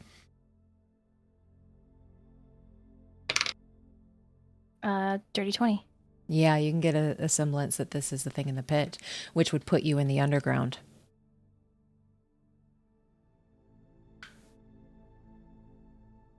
Okay. And she's gonna get close to Quirin. I think I know what's going on. Well, I know where we are. Okay. We're in Sydonea. There's a place called the Underground. There's a pit. And something is down there, and I think that's it. I think we are with it. I don't know what it is.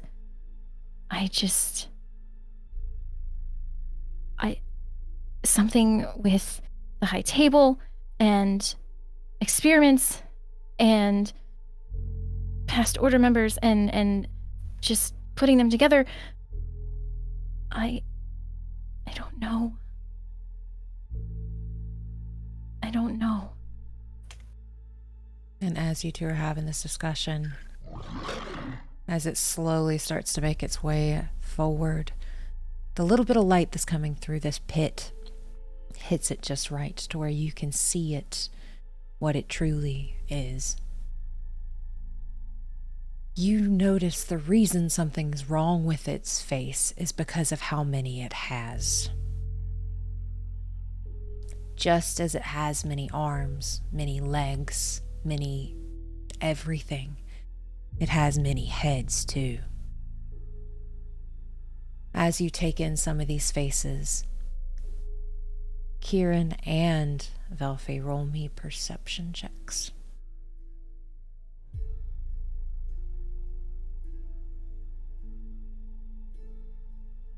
21. 19. All right, we're starting with a 19. Some of these faces you recognize because you've traveled with them. They thought this was a safe place.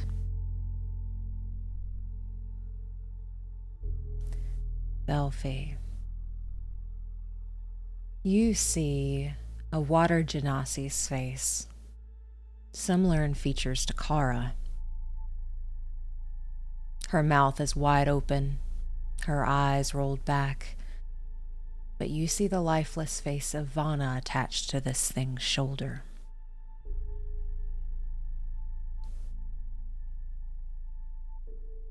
As you continue to look, you see red hair that looks awful familiar to you. As one of your old party members' heads is attached to the back of its neck.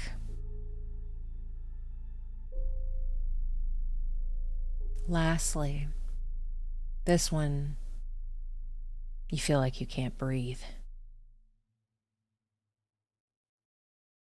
Towards the center mass of this thing, you see pink skin, twirling horns, black curly hair,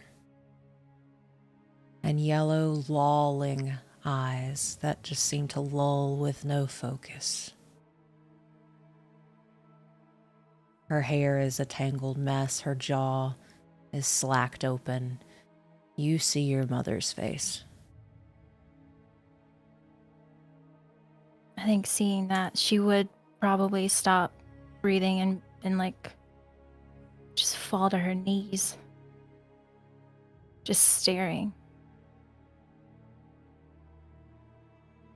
This creature is made from old order members,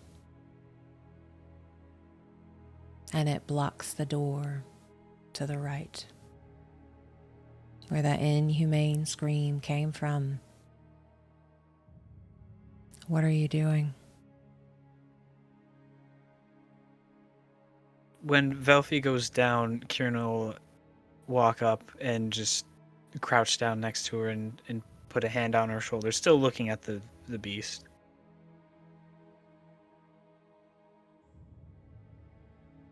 People I know. Knew.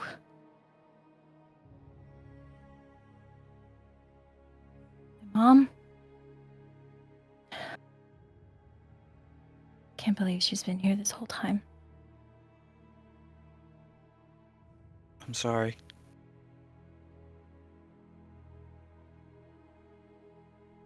And then you see her face just goes like neutral. She stands up and she just kind of shakes off her shoulders. Okay, well, we need to figure out how to get to that door. And before you can process anything else, you hear a as a whirling of magic has created a portal in front of you.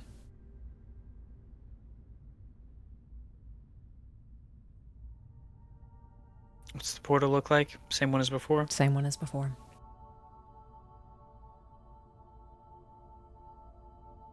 We'll leave if we take that. And he's just like, he's still crouched down and he's looking at Velphie, really confused by the quick change, but he'll still point to it and say that. The scream, was it like a humanoid scream or like a monster scream? It was inhuman. Inhuman.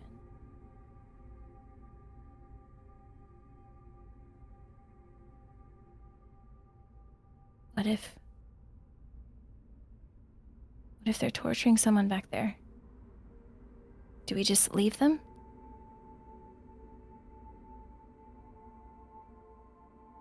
Everywhere I've been,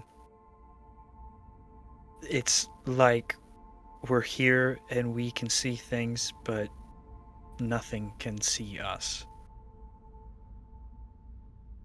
I don't know if there's anything, if there's something behind the door over there. I don't know what we can do. Nothing can see us? And you can't see anything either, as everything has kind of drawn in to where it's just you in that portal. Okay, so that pit and the monster's gone. Yes. Okay. Well, I guess that answers that.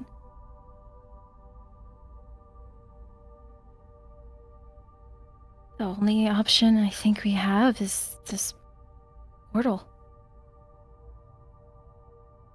And he's still looking at Velphie, and he'll just nod, but he's trying to get a read on her.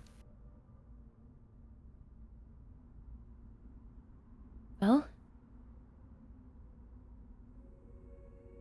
You said you've seen this before? Yeah. And I hope what I know remains consistent. What is it that you know? Just that this takes us back. I don't understand so much of what's going on, but I just hope this takes us back to where we were. Okay. Well, you don't have much choice. No, we do not. And he'll And- go, She was gonna go to the portal. okay, you can go first. This was your dream, so you can do it. All right, and you two are stepping back through the portal? All Yeah. right. Indubitably. Indubitably, as you step through the portal, if you both will go back to general. Okay. Cool. Professor Friedrich, you walk through this shadowy portal and you poof in right next to Ruby. Ruby, there's somebody's hands around her cheeks, holding, like checking to make sure she's not running a fever. Somebody who has dark hair with white streaks and similar facial features, but very bright, striking eyes. As you have now poofed into what Ruby is seeing.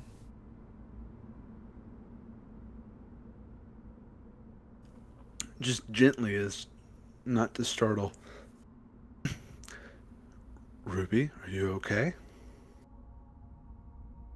Professor, whoa, are you real? How long have you been here? Did you hear what he said? I didn't hear anything. I just got here, wherever here is. The guy in front of Ruby looks towards Professor Friedrich. You are not a part. And it's like, you are not a part. And it starts repeating and repeating and repeating and repeating, almost like there is a glitch in the system and he is now in this endless loop. I'm gonna try to grab his face. You grab his face, he's still in that loop. What did it mean? What did it mean? It's all real, but I don't... How did you get here? Is this something from your past? I have not been here before. I do not know him, but what he said, it could be something, it could be nothing, and the voices, the space is there, but there's no one in there. It's just me. And for a second, I was so blissfully numb, like a caterpillar in a cocoon.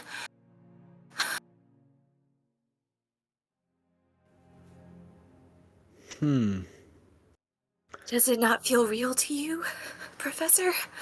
It feels sort of surreal. I went to somewhere that was modeled after my past, but different. And maybe this is something you don't remember. He said it was home. People normally remember home. And you can see that she is starting to break down and trying to hold back tears. There are things about my home I don't remember, or I guess I never really knew them. And as you say that, in comes the shadows. There goes all of your senses, your eyes, your ears, your taste, your feel, everything. You are numb. As that pretty ballroom, grand hall, looks like it was made from nature itself, looks like there's a royal party, disappears. And slowly, as your senses start to come back, both of you will see this, starts to come back. But the pretty view that you just saw looks like it just glitches. And instead of this room being full of merriment and joy and excitement, it is now full of gore. It is extremely bloodied in this room. You see people hanging from their feet, by their feet, from the ceiling. As a beautiful woman with the most decadent chocolate-colored hair walks underneath one of them, taking a long, sharp nail and slitting their jugular and putting her goblet underneath it. And she lets it fill. As her eyes just scan this room, there is a man on his hands and knees in front of her, and he has dark hair with the white streaks. And that striking green color of his eyes is just glaring at the woman in front of him as she walks, and you can hear the taps of her shoes as she hits this beautiful floor. Do you know her? I've never seen her in my life, or that other man. You? I don't think so, but I don't want him to be like them.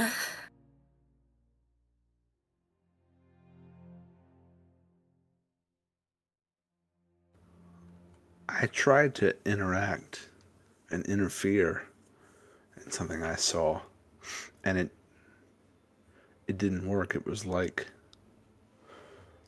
they felt something, but it made no difference. I don't know if we can stop whatever's happening right now.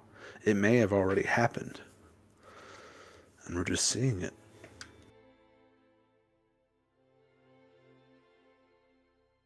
How bad did you want it?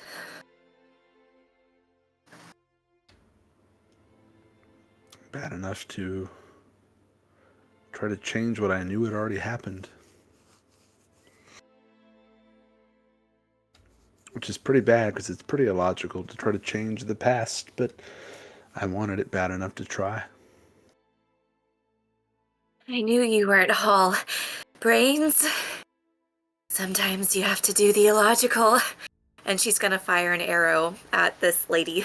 Okay, and as you fire, you load that crossbow and you fire, it goes directly through her. It's almost like this body separates and then comes right back together. She pauses for a moment. Then she makes her way to where that man is and crouches in front of him with her very full goblet. Elvish blood is always the most delicious, in my opinion. Quirin has told us how Shadowfen has been dragged into darkness.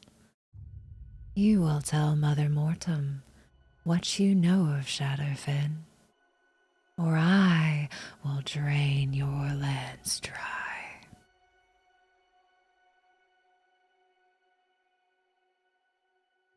She licks her lips like she wants to devour the person in front of her, but holds back and looks towards someone else.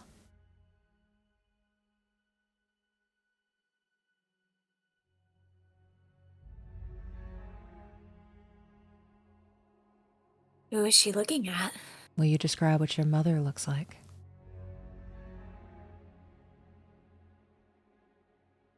She has beautiful ivory skin with shadows that caress her cheekbones and just delicately frame her eyes, a long neck with long limbs.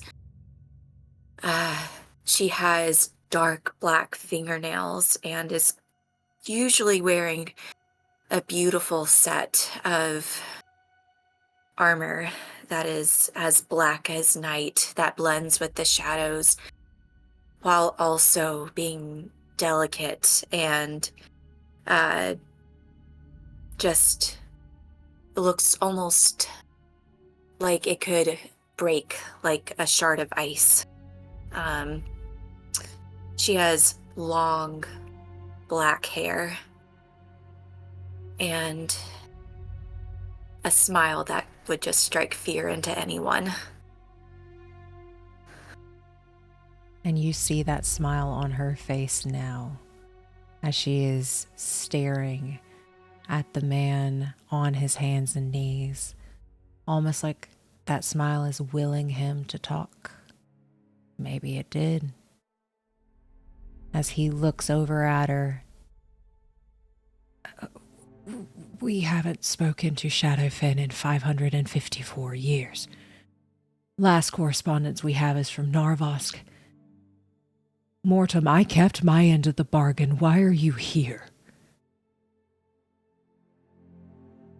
All I know is he tried to make some serum protecting the material plane from that of Shadow after he opened the door and doomed us all. You all should know this. We've made sure our borders to inner Shadowfen are sealed. All Shadowfen is sealed off. There is no going in, there is no going out. You've seen the wall of shadow that blocks our path.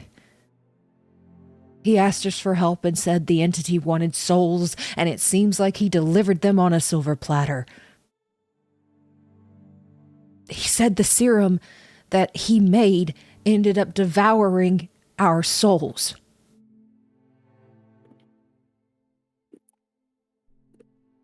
As he is shivering in front of this woman and staring at Mother Mortem.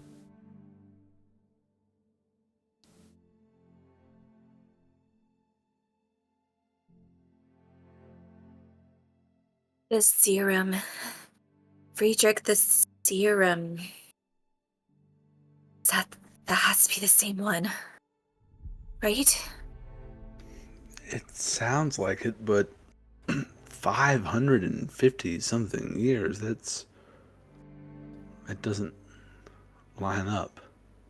I know time's a little funky here, but that's...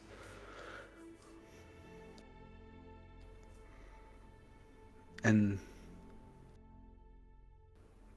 they're outside of Shadowfen.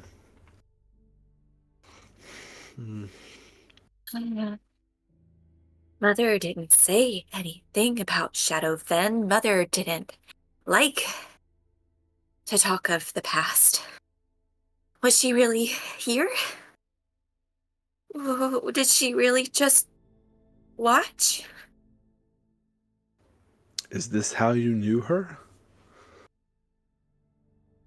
And as Ruby looks back just from the glance she gives from Mother's head is like kind of a growing shadow crown. I think it's how I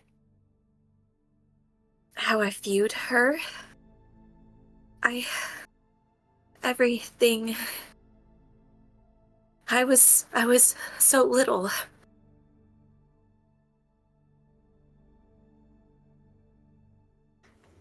I understand that, I think. And at this time, Mother Mortem, again, that smile, looking this person up and down. I will find what has been lost.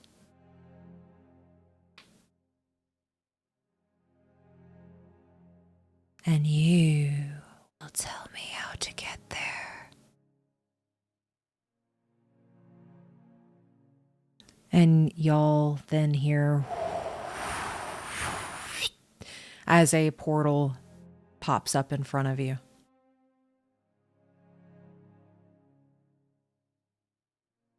What does it look like? The same one you just walked through. Smoky black?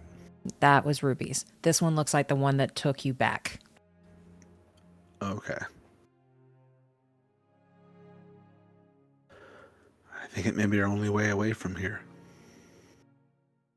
I just need to look at them one more time.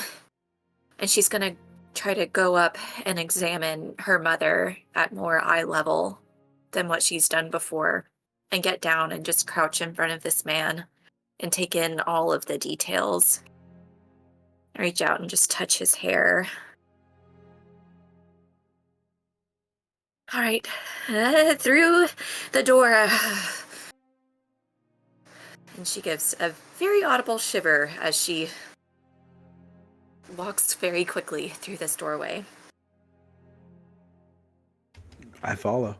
All right, and as you all walk through the portal, if you guys will go to General. As you all walk through that portal, you all are back in the ritual room on the altar that you just left.